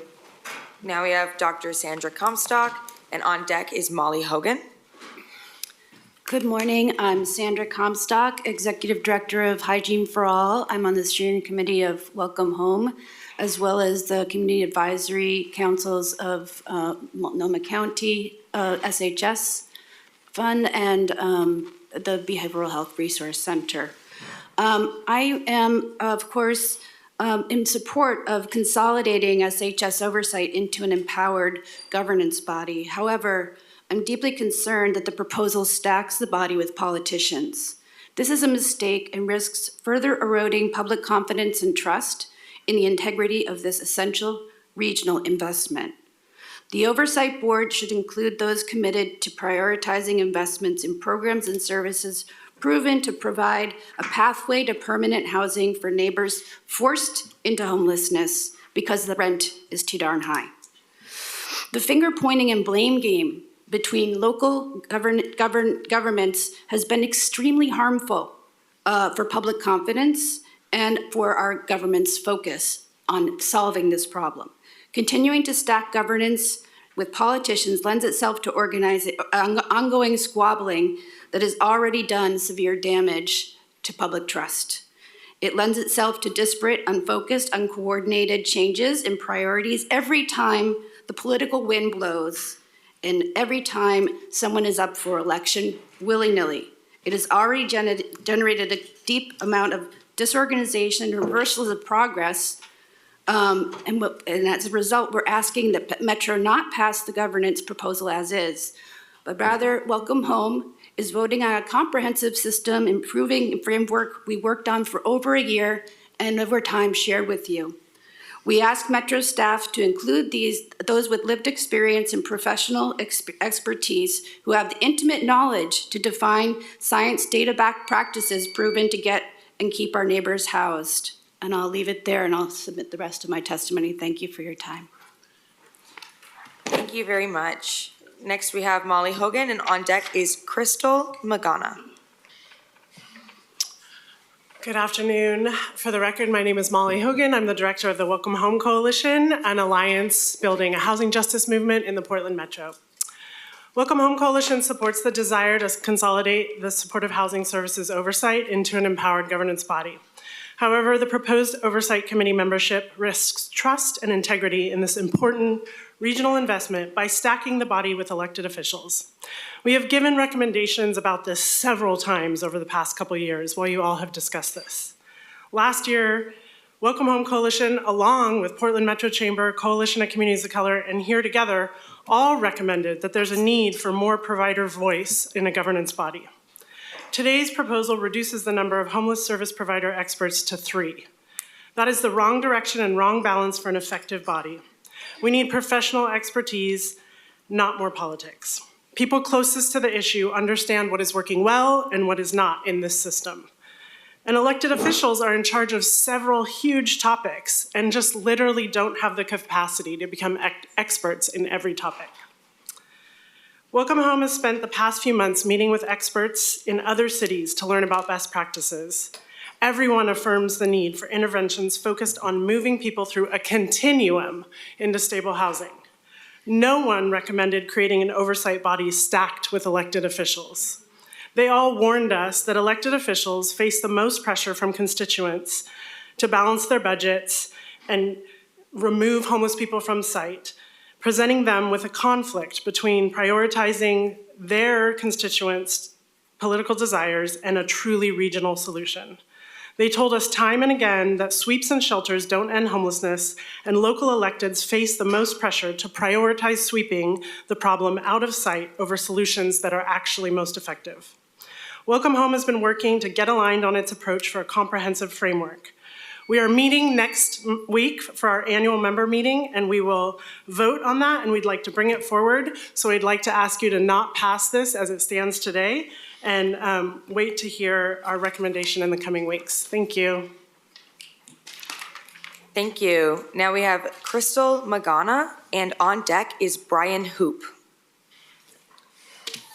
Good afternoon. My name is Crystal Magana. Excuse me. I am a person with lived experience, both past and present. I am a member of the Welcome Home Coalition Steering Committee. I'm also on the Homeless Service Department Lived Experience Committee Advisory Board, along with other advisory boards. The reason why I'm on all of these is because the people that know what the real solution is, the people that understand what really needs to happen, are the ones that are furthest from the ability to make the solution, which is you folks sitting up there, the ones that hold the purse strings, the ones that hold the power to sign the paperwork and make things happen. This committee of oversight is greatly needed, but the problem is it's heavily weighted with politicians, with people who have no experience. They've read a book, watched a movie, heard some sad story that they think, oh, this makes me want to be on this oversight committee. The people that really need to be on there are the ones that have the experience. Since I've been on the other committees, we have entertained and presented real opportunities of change within other housing shelters, temporary shelters, and they've listened to us because we know we've been there. We don't want to go into a place, a day shelter for services that has trees and bushes and some couch. Like, we need the ability to store our things, to take a shower, to receive the services, to have a completely holistic approach that happens. And if you stay with the way that it is right now, it's going to be a problem, and you are going to end up nowhere very fast. But a lot of wasted time and a lot of pissed off people. This committee absolutely needs folks with lived experience because we understand what needs to happen. Thank you for your time. Thank you, Crystal. I'm now promoting Brian Hoop to a panelist, and Michael Austin, you are on deck. And Michael Austin will be the last person who is testifying, unless anyone else wants to come up now. Perfect.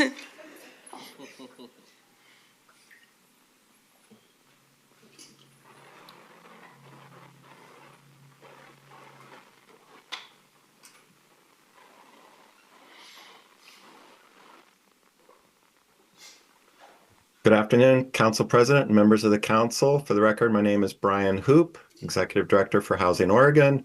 Housing Oregon is a statewide association representing 147 mission-driven affordable housing organizations and allied businesses, representing the continuum from homeless services, multifamily rental, and homeownership developers and providers.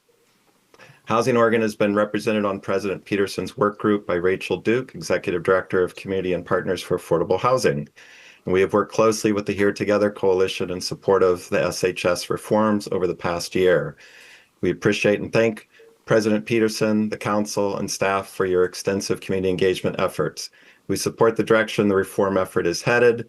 The draft ordinance reflects broad alignment with community input, especially the commitment to ensure provider, system expert, and coalition representation on the new Policy and Oversight Committee. However, we are in solidarity with the Here Together Coalition and calling out that the draft ordinance has three critical gaps. that will limit the committee's effectiveness and ultimately the success of the SHS program. We join others in calling for a right-sized committee, functional accountability tools, and a continuous improvement framework in order to deliver the governance structure our region needs. Others have already provided detailed comments on each of these three gaps, and I have submitted more written detailed comments. So I'll wrap up by urging Metro Council to adopt these improvements that have been recommended by the Here Together Coalition before final action. Thank you. Thank you. I'm now promoting Michael Austin to a panelist, and on deck is Cameron Foster. If anyone else would like to testify, please raise your hand or give me a blue card now. Thank you. Hi, for the record, my name is Michael Austin. I am the Deputy Director at Just Compassion. I'm also part of the steering committee at Welcome Home Coalition. I'm going to take a little different perspective of this and talk about governance from a academic standpoint. I'm an academic at heart. I'll do my quick interpretation of governance structure going back to Simon and Ostrom back in the 40s and 50s and the discussion of what governance structure looks like, and the psychological components that they have developed and have been kind of pushed into the mainstream for new authors like Ainsel, Gash, Millward, and Proven, and the discussion of what governance structure looks like and effectiveness that over the last 100 or so years that has been studied. None of those models really talk about a body like this that should be governed by heavily by elected officials. Instead, it should be governed by people who are on the ground, those with lived experience, and those who are actually dealing with the crisis on the front lines. That way we understand who is being affected and how best to treat them specifically. I know there's been some conversation about conflict of interest as well too by service providers. I want to say that politicians and elected officials have their own political moral hazard that goes along with this as well too, and we see this when we talk about homelessness in general and how to, instead of ending homelessness, we're creating shelters that prolong homelessness, just redirect the categorization of what homelessness looks like. I would urge the council to really look at the experts in the field, put service providers on the front line in terms of this committee and what this looks like and putting more power in their hands. They're the ones who understand what is going on. And then, as Amon Green talked about, people with lived experience, making sure they're a part of this and being able to voice their approach and what has been happening in real life as well too. So that's my academic component to this, and I appreciate it. Thank you. And now we have Cameron Foster. Thank you, Council, and thank you for allowing me some time to slip in here. My name is Cameron Foster, for the record. I'm taking some time today to share with you all and echo what we've heard from some other folks today, that it's deeply necessary that this governance body is assembled and includes the voices and expertise of professionals and people with lived experience of navigating the programs and the systems that exist. And I do agree with consolidating the governance oversight committee, and that we're heading in the right direction. I'm a professional in a local nonprofit serving our homeless community and friends. And I've been homeless myself with my 4 kids and stuck trying to navigate this system, trying to figure it out. So when I got into this work, I made it a point to begin to start to learn how everything works and works together. And as I call it, an end user of these services, I was trying to navigate that while staying safe and surviving with my family. And I work alongside a number of experts in the work that I do who are doing this work on a daily basis, who have brilliant ideas that I'm in awe of every time they think of a solution of how to get folks into housing or just how to streamline services. And these are the people who should sit on this new governance body. These are the voices that should be centered and valued. And these are the experts who should lead this regional approach to homelessness. Not politicians who have constituents and budgets that will inevitably influence their input, creating an obvious conflict of interest like some folks have spoke to. So please consider not passing this proposal the way that it's as it stands, with all of this in mind. Thank you. Thank you. And Presiding Officer Wong, I do not see any other hands in the audience. Yes. Okay, I do not see, just making sure it wasn't urgent. I don't see any other hands in the audience, virtual, and I don't see anyone coming up to testify here. Okay. Great, thank you, Georgia, and thank you for all who testified. We're going to resume our deliberations. I'm going to start with Council President Peterson, who had some remarks.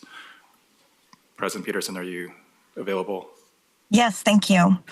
Thank you, everyone. I just want to thank everybody for presenting. We have heard many of these concerns along the way. When voters passed the Supportive Housing Service Measure in 2020, we faced an ambitious task, creating a first-of-its-kind regional system. In the first 5 years of this 10-year measure, we've built much-needed infrastructure, and we've built capacity in surrounding cities and suburbs that never have existed before. And we've learned a lot from that process. But homelessness continues to grow. Federal and state funding sources are uncertain and shrinking. And SHS, as has been pointed out during the testimony, is becoming the tool for the region to deploy to address this catastrophic surge in housing uncertainty.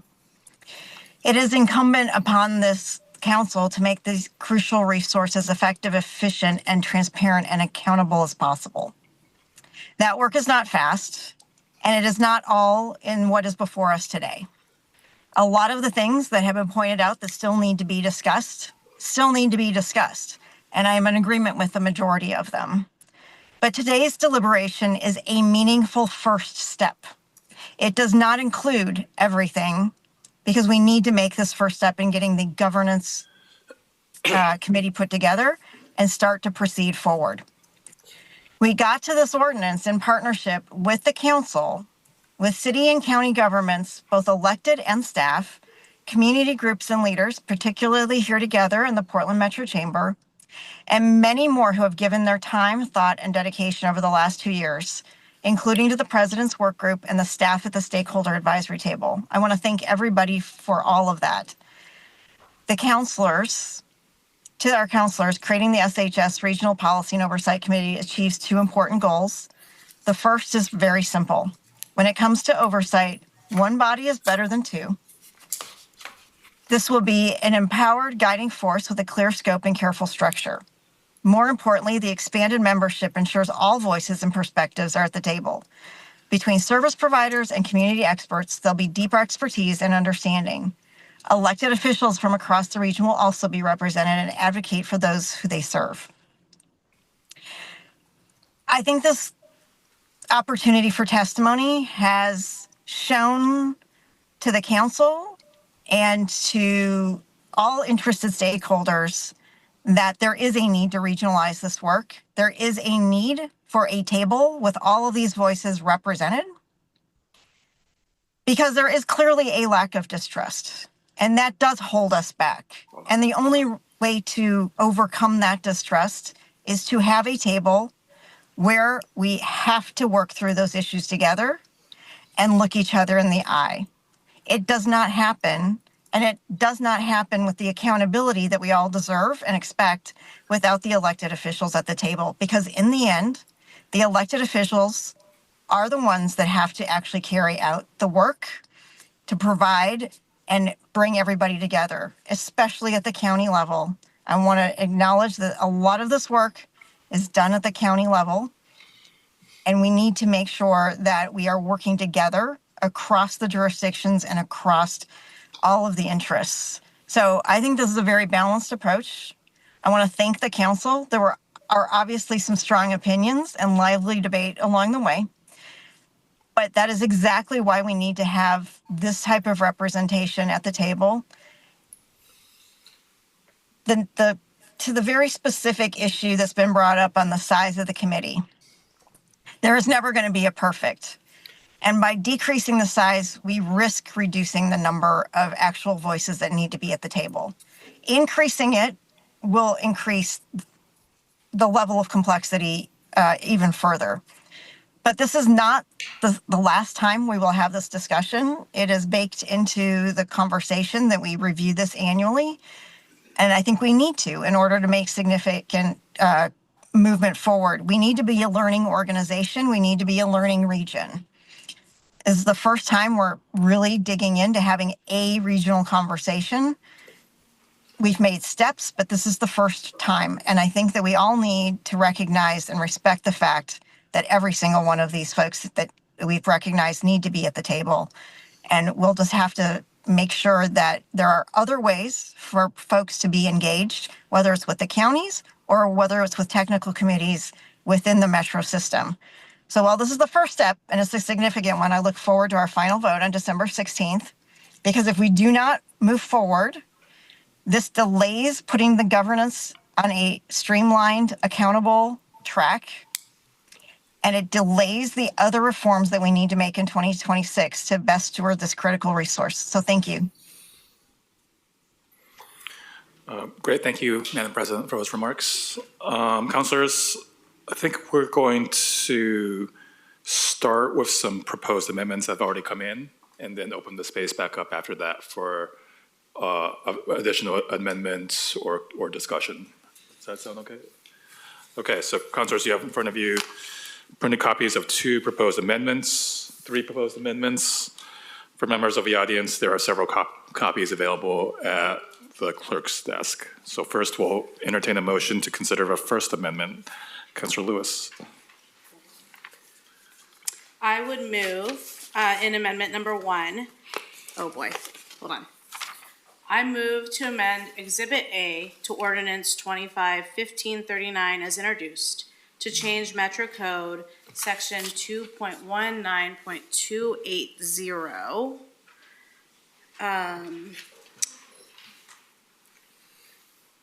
to amend Section C, subsection C1. Did I get that right? Membership. I would remove TriMet and I would add philanthropic organization representative under the definition or the listing of non-voting members. Okay, motion is brought by Councilor Lewis. Is there a second? I'll second. Thank you. For purposes of discussion, I'd like to explain that at Monday's oversight meeting, our philanthropic representative, who will not be continuing her service, did make an impassioned plea that philanthropy continue to sit at the table. We have had valuable insight provided by that individual, and I think we would continue to benefit from hearing from others who are making investments alongside government investments in many of these same programs. Further, I am fearful of putting TriMet on this committee because I believe it will be significant workload. The work of attending the Tri-County Planning Body and SHS Oversight Committee, I would estimate, has been about a quarter-time job for me. And if we are looking at a TriMet that is facing the budget struggles that it is, I don't know how they're going to be able to allocate some FTE to attend this many meetings, get this in depth, in particular on something they are not in the weeds on. Okay. Any discussion? Councilor Rosenthal. Mr. Chair, I have a point of personal privilege. Mr. Chair. Sure, go ahead, Councilor Nolan. I do not have the referenced amendments in my inbox. We'll get those emailed right now. We'll get them emailed. Thank you. Councilor Rosenthal. Councilor Rosenthal. Oh, thank you. I thought Councilor Nolan was not finished. I guess I have to make a comment here, not having seen this amendment only very shortly. I've not had a chance to really consider it. And considering the fact that TriMet is in many cases the, shall we say, the residence of last resort for many people who are experiencing homelessness, even though I like philanthropic organizations, I'm not sure which ones would be excluded or included. I would like a little further rationalization on how we cover the base that the Metro covers in dealing with people who everybody knows that there are a lot of homeless people are on the buses and on the MAX. So how do we cover that base in terms of representation? I don't know why they would be part of an oversight committee. They definitely should be involved in a conversation around how they are better able to work with folks on the bus, on the MAX, at a transit stop, who would be well served by being connected to social services. They're definitely not an expert in that. They have made some limited investments, but they're not actually always out there connecting people to social services. Their main priority is the rideability of their assets. So in my mind, there is work to be done engaging TriMet, in particular, free passes for folks who need to get to shelter, particularly during emergency shelter time. I don't know what expertise they will bring to the level of conversation that should be at an oversight level. They're gonna be here asking for money, and their budget is really strained. Potentially, they should get outside resources for the folks that they have out there working with individuals who are homeless in crisis and, show up at a bus. But I don't know if just because they've received dead ends at every other place that they've sought money for that work, that we should put them on an oversight committee. Thank you for your opinion. Just an opinion. President Peterson. Thanks. I appreciate the amendment. I guess I would like to offer a friendly amendment of, rather than replace, just add a position for philanthropic. I don't know why we need to do a one-for-one switch. It's both non-voting positions, and my thought process on this is TriMet has been told by Multnomah County that they are the largest shelter system in the entire region.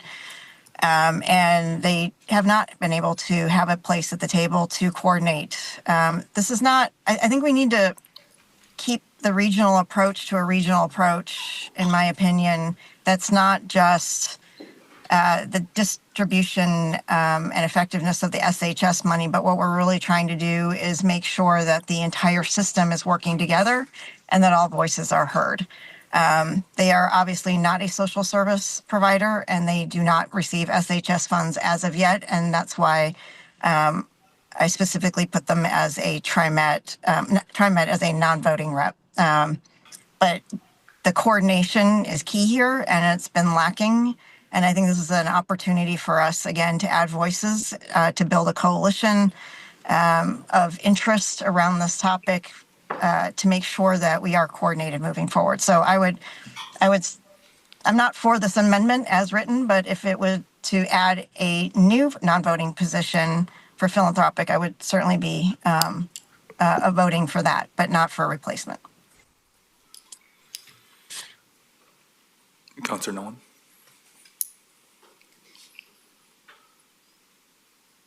Thank you, Mr. Chair. I don't want to so much address this specific proposed amendment, but the process.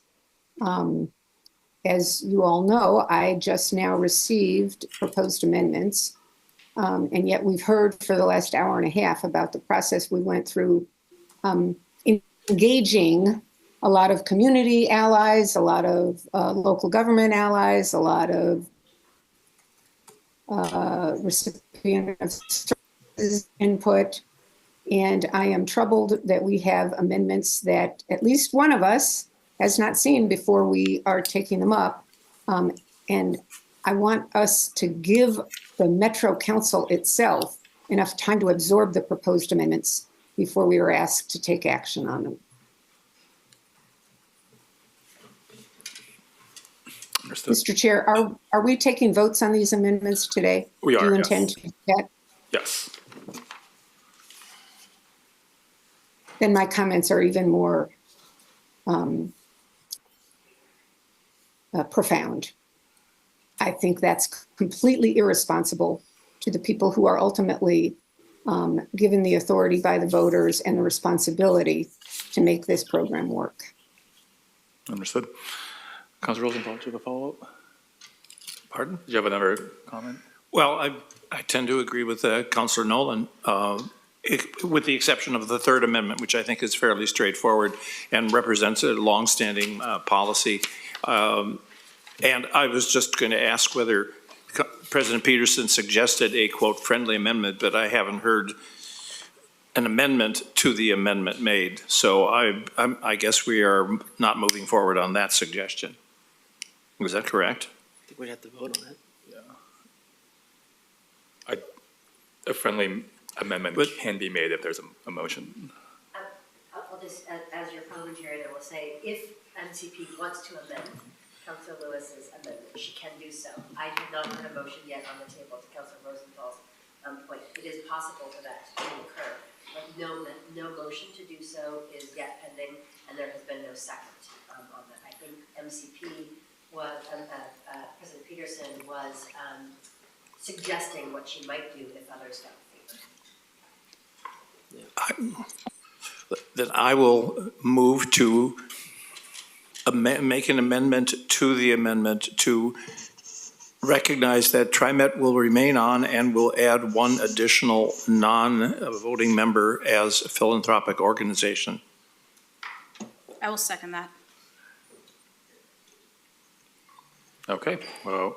I just want a question. If Councilor Lewis seconds it, can it then be a friendly amendment? And then we can No, there's no bypass such the thing vote as on the friendly vote? amendments. There is no such thing as a friendly amendment in real Robert's rules. Yep. Thanks. And council Just has wondering. adopted such procedures, so Councilor Vaughn, as presiding officer, what you would now do is ask if there's any discussion on Rosenthal's amendment. Okay. And if there is no further discussion, then you would ask the clerk to call the roll. Great. Is there further discussion on Councilor Rosenthal's amendment?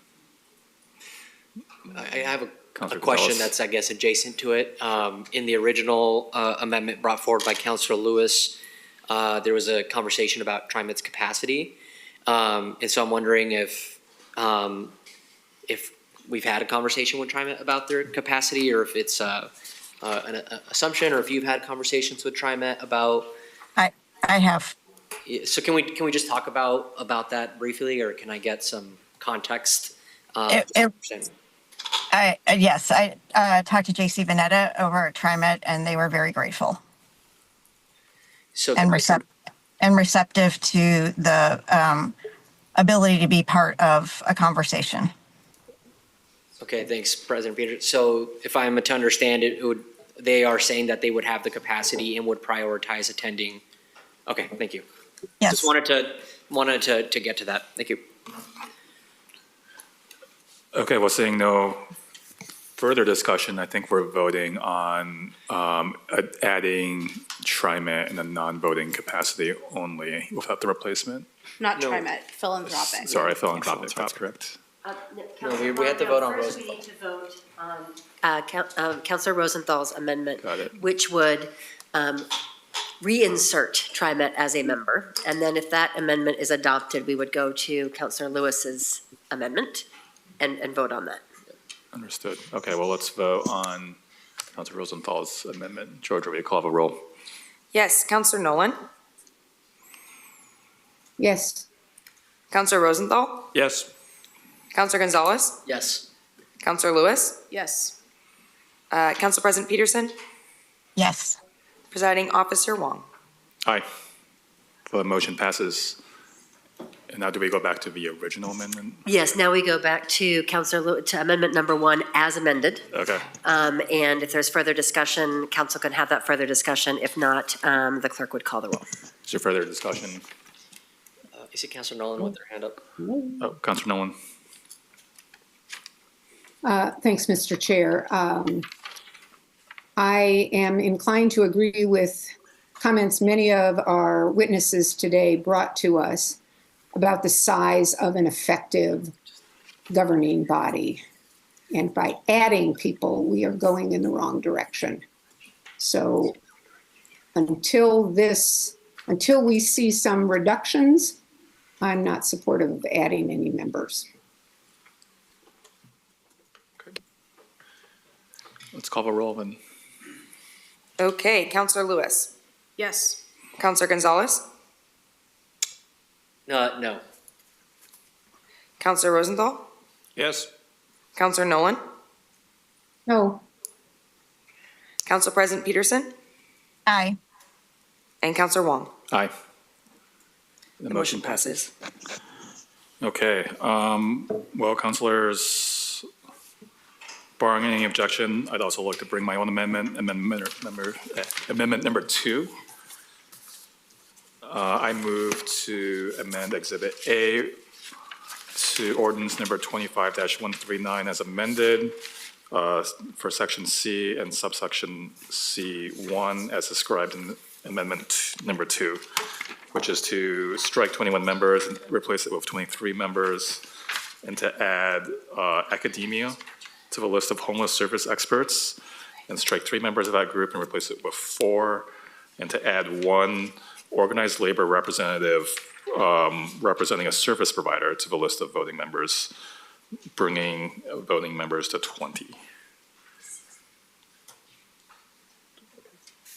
I would second that, but I also want to point out that we just made an amendment, so the reading of 23 should probably now be 24.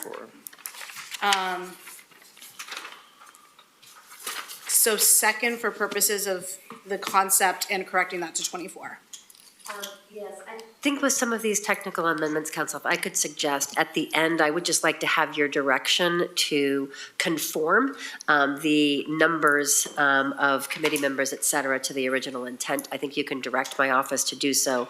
We'll post that and have it on the record for everyone completed. There's also maybe 1 or 2 other typos that we would correct during that course as well. So I'll be seeking that direction at the end and would suggest to Council that you not have to make further refinement amendments that would address the numbers issue. Then a pure second. Thank you. Councilors, I'm bringing this friendly amendment for a number of reasons. I do believe that we need to have 1 committee that's fully empowered to make these decisions. And I was moved a lot by the testimony. I do believe that we need more parity between elected officials and experts and service providers and those with lived experience. I said on this body before that, while, I'm an elected official, we're all elected officials, a lot of folks, don't have that experience or expertise. Again, we pay attention to a lot. Today we talked about waste services and then transportation. And I do think having that expertise is really valuable. I also want to see folks with frontline experience. When I talk to executive directors at service providers, they often have one opinion, and folks that work on the front line on the ground have another opinion. So this is a place where I think everyone should come together and have those kind of conversations face to face. I think where we're missing some perspectives. I know it's a larger body, but I would remind us that MPAC and JPAC are about similar size, and they appear to be operating effectively and efficiently. So I'm open to the number, but I think the parity between electeds and non-electeds is important for me, as well as geographic representation throughout the region. So that's why I'm bringing this, because I want to empower frontline communities to have more of a voice at the table. Now open up for discussion. I'm going to start with Councilor Nolan. Thanks, Mr. Chair. I want to address my comments more broadly to the structure of the committee, because if we only have 3 proposed amendments, we are going to end up with a larger committee with important voices, but no clarity of objective. The first rule of succeeding is if you want to, you have to define what it means. And we have not done that for this program. We haven't done it for this governance committee. And we are shorting them the opportunity to truly succeed by not describing what we, as the representatives of the people within the Metro District, think the program should accomplish. And then the second approach to succeeding is that once you know what it looks like, you should build your governance structure and your input processes to enhance your opportunity of actually getting to where you say you want to go. And I don't think we are doing that with this proposed governance structure. We are at risk of seriously losing the opportunity to gain the momentum that we, within the confines of our program, know is happening. But when we go outside the four walls of the MRC or an emergency clinic or a shelter, people outside in the real world don't think we're succeeding. And I want us to give all the people who participate in this governance body, all the people who deliver direct services, and most importantly, the people those services are for, to have confidence that we can deliver them. And we didn't start with that as how we built our governance structure. If you don't start with it, if you're not aiming toward that, getting there would only be just luck of the draw. I think we have time to do this right, and I would really encourage us to step back, listen to the people who talked with us today, and think about what it will take to change things in serious ways so that we can get off of the inadequate pace. We've done good things, but it's been at a very slow pace, unacceptable to the public. And we need to do something dramatic to change that trajectory. Thank you. Thank you. Councilor Rosenthal. Thank you, Chair.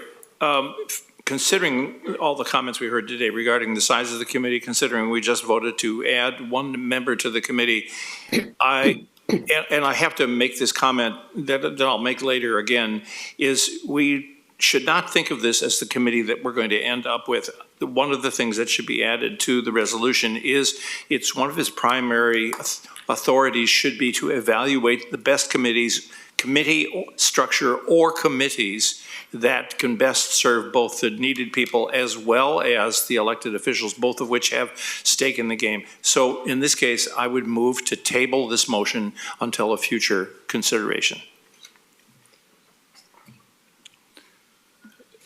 Can I clarify, is this to table the amendment 2 or the entire motion? Yes, I would move to table amendment 2. Okay. Until we have further time for consideration. Is there a second? Okay. Nolan seconds. Okay. Now we are in discussion of tabling the amendment. There's, Councilor Huang, there's not a discussion on whether or not to table. So, so Georgia, as the clerk, could just call the roll. Okay. Okay. Councilor Gonzalez? So we're voting whether to table or if we can continue conversation, even if we might vote yes or no, but okay. I would like to continue the conversation, so I would vote no on tabling. Okay, Councilor Lewis? No. Councilor Rosenthal? Yes? Councilor Nolan? Yes. Council President Peterson? No, for the same reasons, I'd like to continue the conversation. And Presiding Officer Wong? No. Yeah, no. Okay. Okay. No, the motion fails? Motion fails. Correct. Okay, we'll continue the conversation. Councilor Rosenthal, did you have additional comments? No, I have other comments on the overall process, but not particularly on this amendment. Understood, thank you. Let's move on to Councilor Gonzalez. Yeah, I mean, I think first, I think to share some response with what Councilor Nolan shared. I think, Councilor, I don't know if there's an amendment structure that you want to bring to us to consider in terms of how this could look differently. But I feel like we've had years of process, and I think to President Peterson's point, we are at a point where we need to land the plane at some point. And so if you have ideas around the structure, I want to read them. I want to receive them. But I do want to kind of make that request as well, just because I do think at some point we need to land the plane. Anyway, I just wanted to, in the spirit of dialogue, engage with you on that. I think with respect to the amendment on the table, and to kind of provide some context for my no vote previously as well, I think I've heard very, very loud and clear from written testimony from people in my district, from our testimony today, that we should not be making the committee larger. And I think that is kind of why I'm trying to focus on a nimble, more concise group. I've advocated for that in our work sessions as well. And so I just want to be consistent. And I very much value and appreciate the perspectives that philanthropy brings, and of course the funding that they bring to many of the providers. And Counselor, I think with respect to your amendment, I think, in your comments you mentioned that you want to put forward frontline providers, but when I see the voting members that you're bringing forward, one is an organized labor representative and the other is consideration of academia. I don't think that connects to frontline service providers in terms of what you're mentioning. So could you kind of provide more context on the labor representative? I haven't heard from labor an interest on being on the committee, and I guess I want to understand more how it connects to either providing services or implementing policy around this. Sure. If you could help me with that. Yeah, I mean, I will say we did receive comments, written comments publicly from labor. Okay. And, I think this goes to comments we heard today around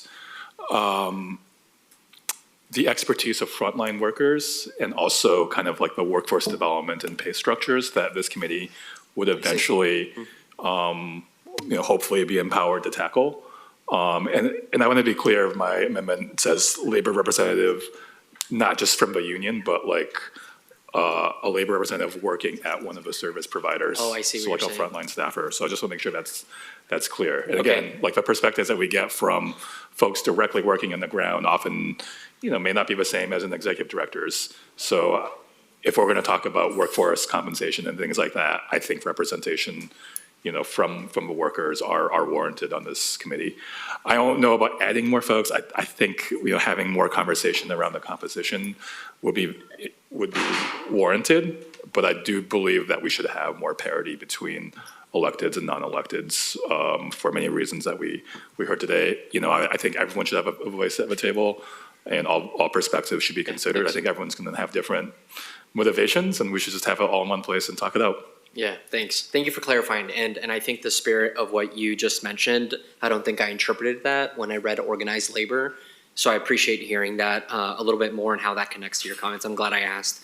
I think, and we've had the opportunity to chat as well, that again, I think my focus is on trying to keep the committee smaller. And I hear the perspective from folks on parity.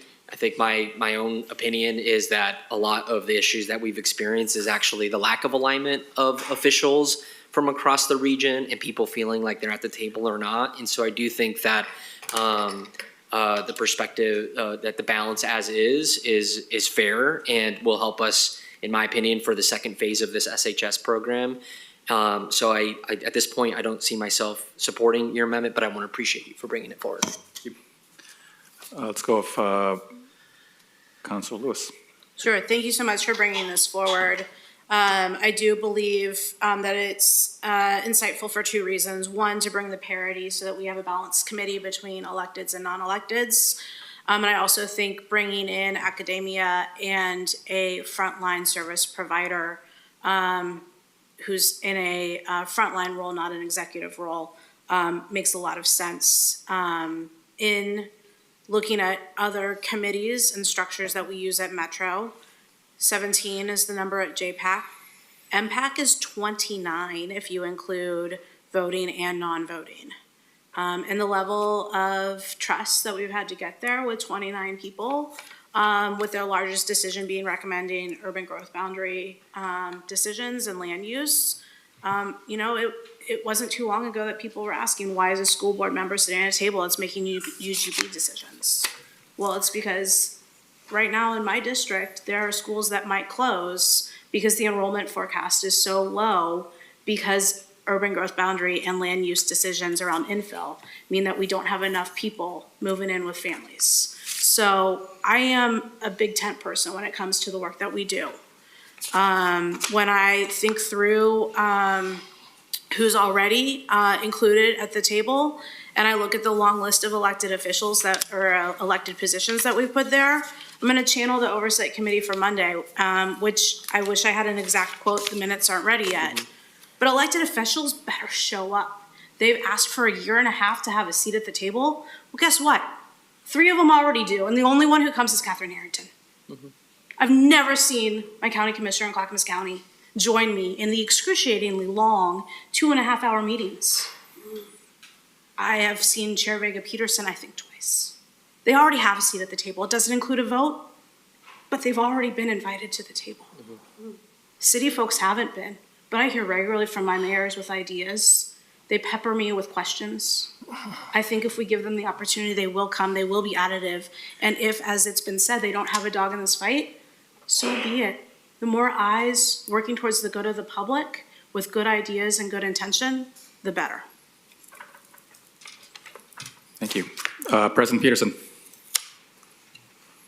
Thank you. Counselor, I really appreciate the amendment and the viewpoints that you've brought forward. They're very important viewpoints. I guess what I would like to, I'm going to do another friendly amendment, Anya.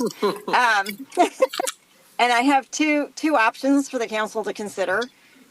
One is that we keep the number of positions the same and just add academic and I don't remember how you phrased it because I don't have it before me and I can't switch back and forth to find the email, but the labor representative with frontline experience as potential folks that could be put on into some of those positions that we already have, so that they're not just for one type or rate alone.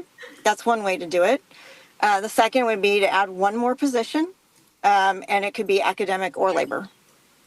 And so I leave it to the council if somebody wants to make a friendly amendment or have a conversation about either one of those options. I would entertain a motion for amendment. I guess what I'll do is move an amendment to the amendment to add one position that could be either academic or labor. Is there a second? So I'm clear, President Pierce, that would be 10 elected, 9 non-elected? Correct.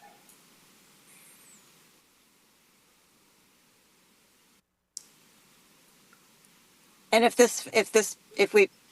I get a second and it fails, then we can try the other one.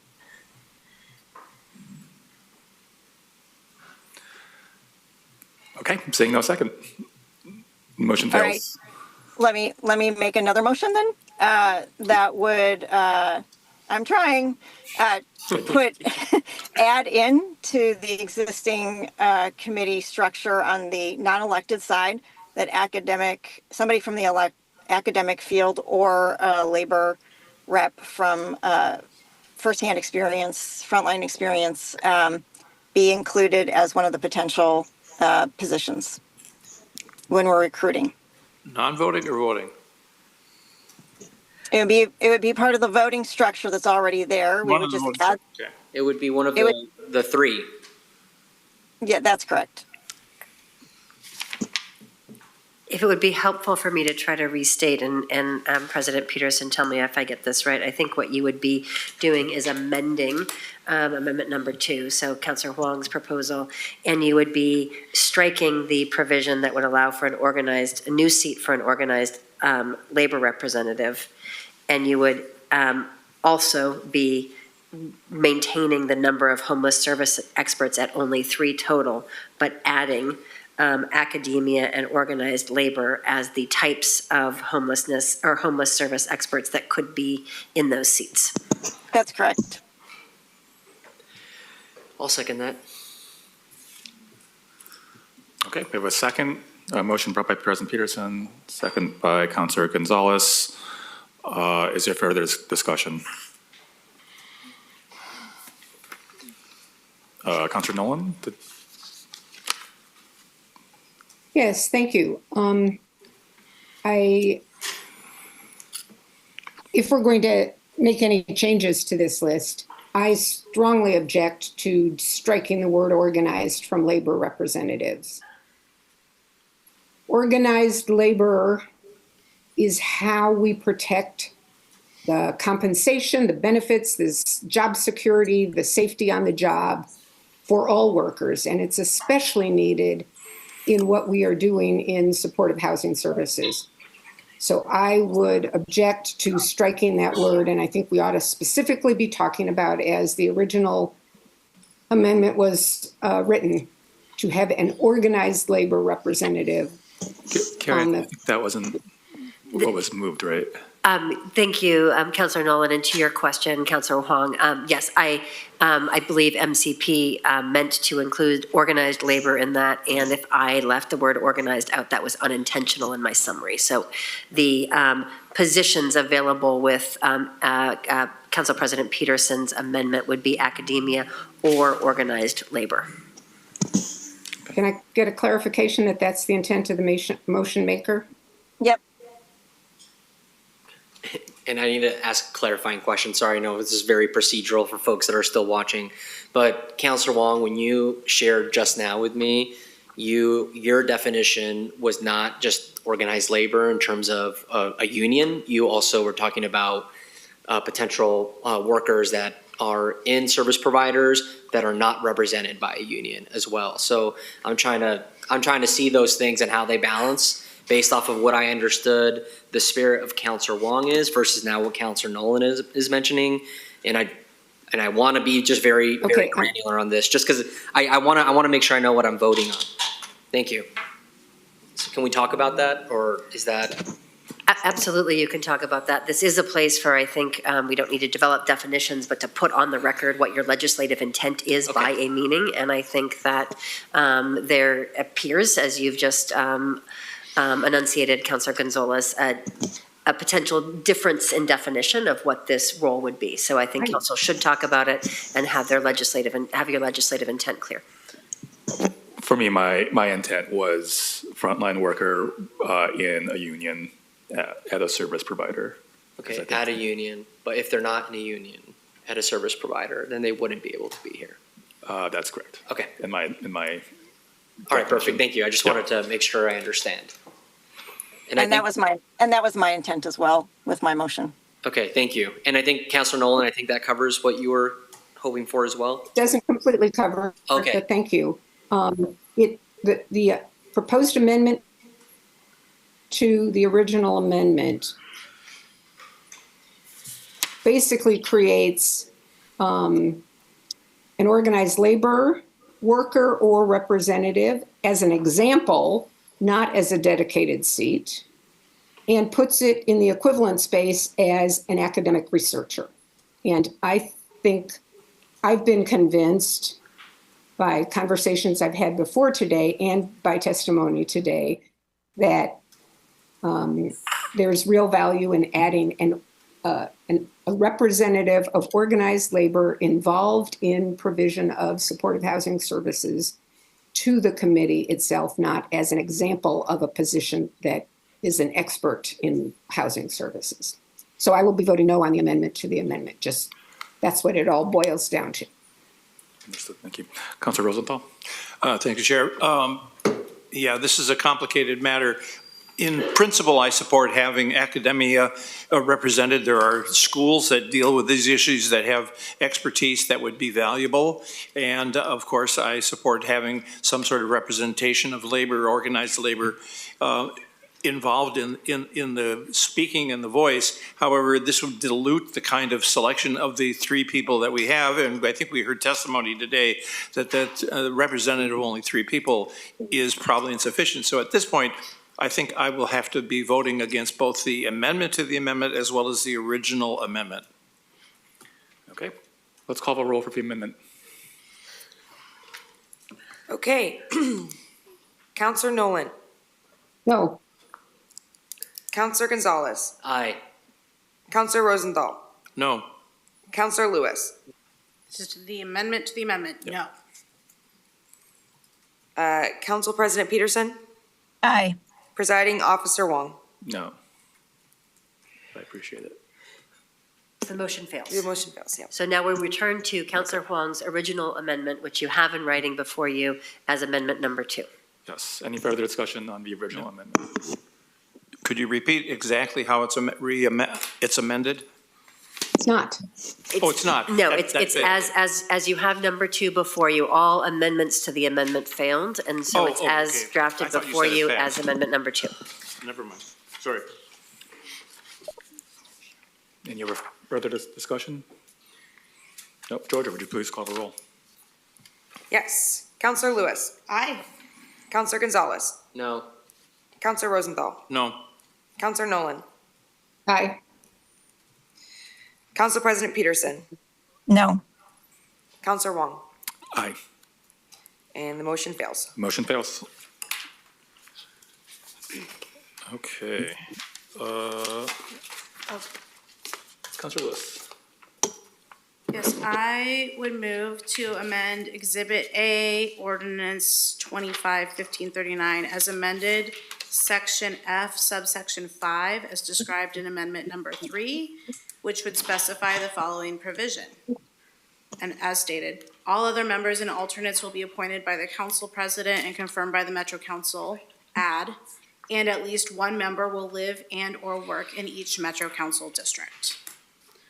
Colleagues, this is a little bit of a boots and suspenders, or a belt and suspenders amendment to ensure that we do have representation of folks from across the region, making sure that, yes, the original does call out geographic diversity, but as the region has already been divided very nicely into 6 slices, let's make sure we have somebody who can speak for every corner of the region. I'll second that. Okay. There's a motion for amendment from Councilor Lewis, seconded by President Peterson. I see some discussion. Let's start with Councilor Rosenthal. Just 2 questions. First of all, I did a count, and I think that applies to 8 members. Is that about right? And secondly, how does it apply to alternates? Yes, it would unfortunately only apply to 8 and not 10 people, as we just voted on the other. And I don't know how it would apply to alternates. Okay. Councilor Nolan. Thanks, Mr. Chair. I appreciate the interest in geographic representation around the region. I think we accomplish that by the way we have county representation and city representation. They may not be exactly by the 6 metro districts, but they are across the region. And so I don't know that this is necessary. I would rather that we focus on recruiting and appointing people who are committed to a regional approach to success in this program. And I would gladly miss having the opportunity to have someone living in District 5 in favor of someone who lives in another district but is really focused on the regional success of this program and a commitment that no part of it succeeds unless it all succeeds. Thank you. Councilor Gonzalez. Thanks, Presiding Officer Wong. I really like this amendment. I think it's in the spirit of governance, trying to, I think we all agree on the what. I think this is the how of, we say we want regionalism, but this helps us ensure regionalism. And I think a very recent successful example of this was in our Future Vision recruitment, where we sought to have members from each district represented. And so I think like my question would be to I think to staff, if possible, in terms of, I'm just wondering through the administrative challenges I think like a future vision commission is like a one-time, and then you kind of go from there. But I'm thinking like, just like, I'm walking through the scenario. Let's say we adopt this and, you know, one of the 8 is, you know, living in District 2, but then they term off, and then we need to find someone from District 2 in order to achieve, like as the churning and the cycling goes, I think it might narrow us in the future. So I think I'm stuck on that one thing in terms of like the living organism of a committee and what that would look like. So I don't know how to land that. I like this. And perhaps there's like language around to the best ability possible that, you know, someone from every metro district is appointed. So it's like part of the criteria. But I'm like worried that if, you know, let's say we're in year 4 and a district person steps off, but they're also the justice representative, that we can then only get a justice representative from that district. Does that make sense? So I think like I'm struggling with that, but I want to see it work. I don't know if there's any ideas. Yeah, and I felt really confident bringing this forward when I thought the previous amendment was going to pass, and 6 of 10 feels really easy to always have. 6 of 8 feels harder. But that said, staff felt it was appropriate to bring forward an oversight committee in front of us a couple weeks ago in which 2 of 15 members resided in Clackamas County. So I don't want to let us off the hook too quick. Yeah. I do understand it'll be a challenge, but as Councilor Nolan suggested that they would be happy if nobody from their district, if they were the best people possible. That's not possible for Councilor Nolan to have 8 people who are well-versed in the justice system, in coordinated care organization and homeless services, and not represent their district. It is quite possible to put together an all-star roster that meets every other requirement here and not have somebody who lives or works in District 2. Mm-hmm. Lives or works. It's not actually all that constraining. Yeah. President Peterson. Yeah, no, I think this is a really great conversation. I'll be voting for this, but I just want to get to Councilor Gonzalez's question because I have actually been bumped up against this actual issue from the governor's office when I worked there on the TriMet board. And that issue that arose was that there was always a labor rep on the TriMet board, but because it always came up by itself, or it ended up that the labor rep was always from Gresham, from that district. And in order to move it to another district and get different representation from labor, we had to forego a cycle of 2 years with no labor reps on. So it does happen that you can get into this issue, but I guess I would just ask the council to put their legislative intent on the record and make it very clear that, a District 6 representative is not always the blank, right? That is not our intent when we right. if this vote goes through. That there can be a moment when you have to change it up, and we will acknowledge that, and there might not be a rep, from District 6 that's a blank for whatever reason. I think we just need to be very clear in our intent that if that situation comes up, that staff have the flexibility to come before us with a proposal to make sure that doesn't get stagnant, and that one district is always, the rep, the same type of rep. I think that's really important to just get on the record. Yeah, that makes sense. If I could respond.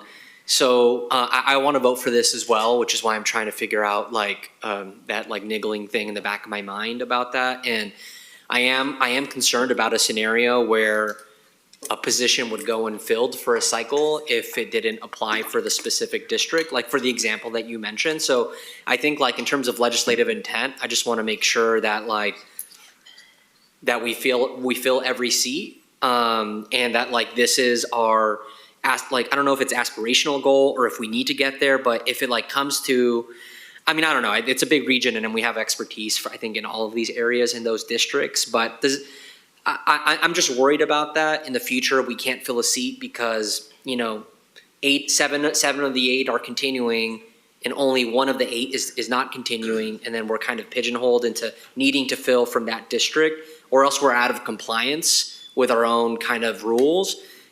I don't know if I'm like being clear with my expression of the long-term process here, but if no one else seems to think it's a problem, I can get over it, but I haven't heard a convincing answer yet. Councilor Rosenthal. Yeah, I mean, I agree with the overall general intent of this. I actually don't think this amendment is quite ready for prime time, but I'll vote for it just because I don't think it's that critical in the long run. I think we're going to try and have representation throughout the region regardless. Councilor Nolan. Let's roll back to earlier parts of this discussion. Aren't we proposing 2-year terms for the Metro appointed positions? So they should all come up for either renewal or reappointment at the same time, which makes it easier to achieve Councilor Lewis's 6 of 8 if you have all 8 positions simultaneously being refilled. And maybe that requires establishing that there are terms, and it isn't from the start of your service, but it's from a date to a date. And if someone leaves prematurely, then someone else is appointed to complete their term, not to serve 2 years from the date of their appointment. Fixes the problem. Can somebody get me the actual text? Okay. Seeing no more deliberation, let's call the roll. Okay. Counselor Gonzalez? Aye. Counselor Lewis? Aye. Counselor Rosenthal? Aye. Counselor Nolan? No. Council President Peterson? Aye. And Counselor Wong? Aye. Motion passes. Okay, well, councilors, it is now 1:24, but I think we will save additional discussion when we consider adoption of this ordinance at our next meeting. Or do we want to spend some more time? Sorry to interrupt you. I wanted to raise my hand because Okay, let's I want to make sure we did, I mean. Is that okay? I mean, this is like a monumental vote for one of the most important programs at Metro right now, so I want to make sure that we spend time. There was a significant amount of conversation brought to city representation, not only from our partners at Multnomah County, but from service providers. And I'm not sure if folks want to have a conversation about that and to just give light on the dais to the feedback that was given to us and at least acknowledge and like we received, but we're going to move forward, or we want to signal a shift in direction. So I kind of wanted to open that space for dialogue before we move on. Great. Councilor Lewis. Yes, thank you. To that end, I kind of picked up on 2 big themes from testimony today. And one was about, yes, the place that we're having our gravity centered, which is on the makeup of this committee. The balance between individuals on the front lines every day doing the work and the balance of elected officials. And I think it's not only a governance question, but it's a question of democracy. You know, it's about making sure that voices are put in the position where they have power to speak their truth, but it's also about making sure that we maintain trust of voters and taxpayers. And in particular, it's not just about making sure that we can continue to spend these dollars well, but move ourselves into a position where we can ensure the future for these dollars beyond a current sunset. So I appreciate that we heard quite a bit of terminology and even some academic citations of governance, but I want to push us past governance and into this is a real challenge of democracy and public trust.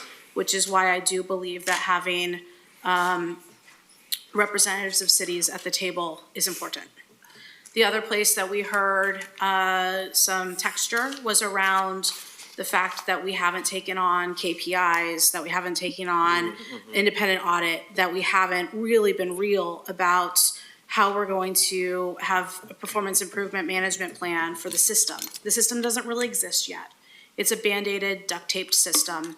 And if we're gonna be real, we're gonna have to follow this ordinance, this measure, with another one pretty soon. And the Oversight Committee as it is I think, pretty clear that there's not teeth right now for anybody coming from the Metro side, whether it's Metro or the Metro Oversight Committee, to make change.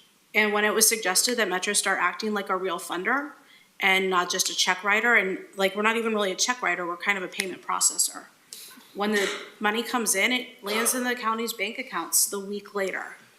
And that's great, money needs to move fast, but there's not a decision-making point. And I think this will give us an opportunity to decide when we want the decision point to be. And things got a little spicy at the Oversight Committee. We actually had the county chair of Washington County leave.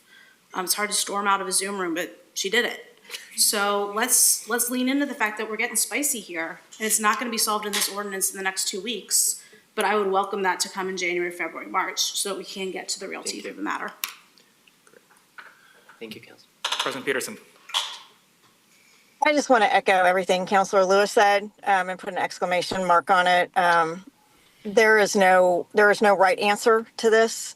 And we've been trying to get to a decision for way too long. And I will just remind us all that the counties wanted more representation. The cities wanted more representation. Every stakeholder group out there wanted more representation. And at some point, a decision has to be made. And I think that we've landed in a good place. And is it 100% perfect?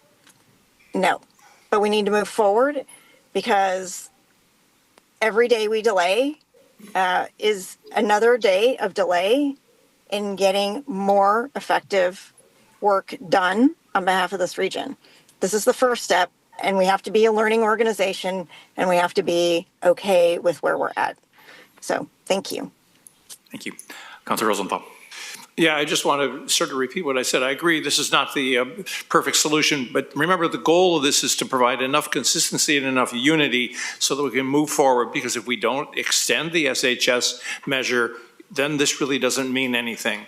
So I think two things that are missing, I think, in the goals and requirements of this committee or charges of the committees. One is to continually evaluate whether the committee structure is appropriate, and it may be that they recommend like an MTAC and a MPAC kind of structure where you have an advisory committee composed of a large number of stakeholders.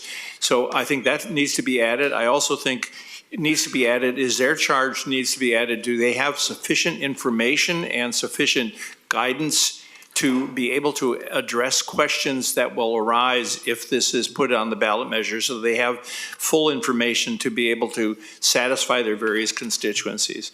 So I think those are two things that we have to consider moving forward, because we have a limited time frame here.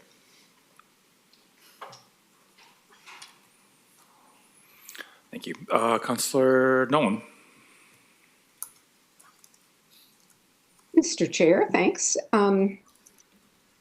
President Peterson, thanks for your comments about the process that was that led to these recommendations. I do think, though, that we haven't given a fully satisfactory answer to those who are concerned about the size of the committee. I understand what you said about needing representation from cities, from counties, from all of that.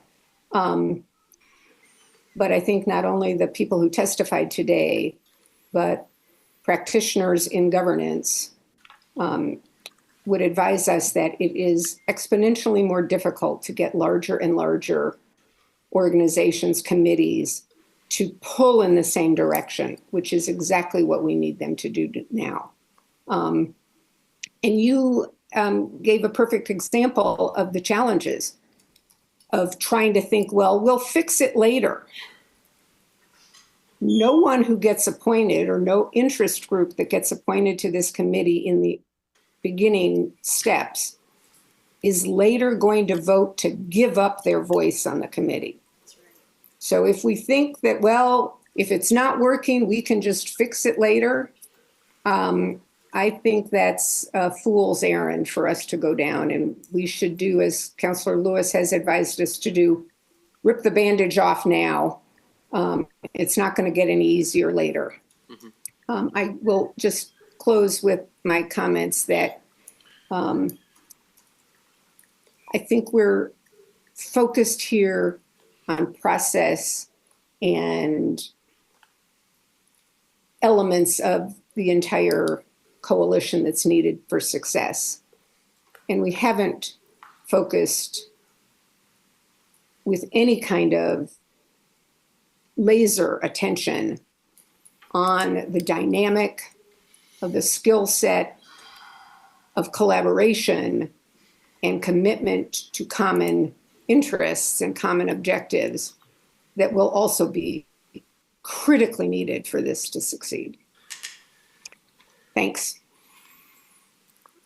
Thank you. Let's go with President Peterson, and then we'll wrap up with Councilor Gonzalez. Just a quick apologies to my colleagues. My husband has just come out of surgery. I need to get back to him. And since there's no vote, I will be leaving the meeting. And I look forward to our vote coming up on December 16th. Thank you, everybody. Great, thank you. Take care. Councilor Gonzalez. Thanks, Presiding Officer Wong. I really appreciate the conversation that we've had today and the months and months of process that we got here. And I just want to echo Councilor Lewis, who's been our point on our oversight committees and really great attendance on those as well. We thank you. And I know how much work it is. So truly you've been working on the regionalism from the very beginning. I want to add on one of the things that I've heard as well, because we highlighted the component of cities, but also I feel like we hear from the council this constant desire for more structural, more sweeping reforms and changes to the measure. We had the opportunity to do that with a ballot referral, and we ultimately decided not to do that. And so I just kind of want to continue to ground us in, we gave direction to staff to help us figure out within the prism of the current measure of what the Metro Council has the authority to do. That includes, financial incentives, disincentives, different decisions around programming, around different decisions that I think we do want to make. But in my heart of hearts, I know that we've tabled that to another conversation. Right now, the most important thing that I do think we can do is collapse the two committees that we have into a single body. And then our goal for the next few years is going to be revamping credibility, revamping KPIs, revamping governance to give us the best shot at delivering the outcomes, improving to voters that we deserve to continue. So, I think that to me is the most important decision that we have here in front of us. And for folks that have testified, from boots on the ground to folks with lived experience to the Portland Metro Chamber that want to see deeper changes. We hear you documenting them, not making sure that we keep track of those for when we have the opportunity to do so. And and I want to end in terms of some of the comments made around cities. I believe that cities need to be on this committee, especially in Washington County. Cities do provide homeless services in partnership with the county, and also just from the history of the system, having to provide those services historically. And so I think that more voices in terms of the governance and implementation and ultimate accountability to voters, I think is super critical and will make our system stronger. I made a comment earlier in the meeting that, I feel like a lot of our lack of alignment or challenges has been because the right people haven't been at the room and, either disagreeing outside of the decision-making tables, which then shows up to the decision-making table, and that's not healthy. And I think that one thing this region has shown exceptionally well which is why Metro was created, is that this is a place for jurisdictions, partners, and the private sector to come together to make decisions of metropolitan concern. That is literally like in the ethos, in the fabric of Metro as an agency. And I think that is when we do our best work in our oversight structures. So I just kind of wanted to provide my own comment, recognizing that we did receive a lot of really direct feedback around the involvement in the voting slots for cities and why I'm supporting it. And again, just want to appreciate everyone for comment and for being here today. Thank you. And I think I'll just wrap up by saying thank you all for your thoughts and deliberation. I think my vision for this committee is really a place where folks can come together and look each other in the eye and make those hard decisions. I think cities have a role in that, but I also do think that we need more representation from folks with expertise and frontline experience, especially if we're going to be talking about compensation for providers in the future. So nothing about us without us. But I do really appreciate all the conversation. I think this is what happens when we have that, ethics rule that we've talked about, where we deliberate in public, and this is probably the most split votes we've ever had in one session. But I think that's healthy, and that's what the public expected. So thank everyone for leading into the conversation of a second reading and consideration of ordinance number 25-1539 as amended is scheduled for December 16th, 2025. I think we've had a long session. I think I'll ask our CEO for any updates, and we'll call it a wrap. Thank you, Presiding Officer Wong. I did have an update for you, but it has been a long meeting, so I will share with you. I have a draft resolution framework regarding, Metro's and the council's response to requests from community. So I will share that individually, and hopefully we could have some time at our next meeting to review. Thank you. That's great.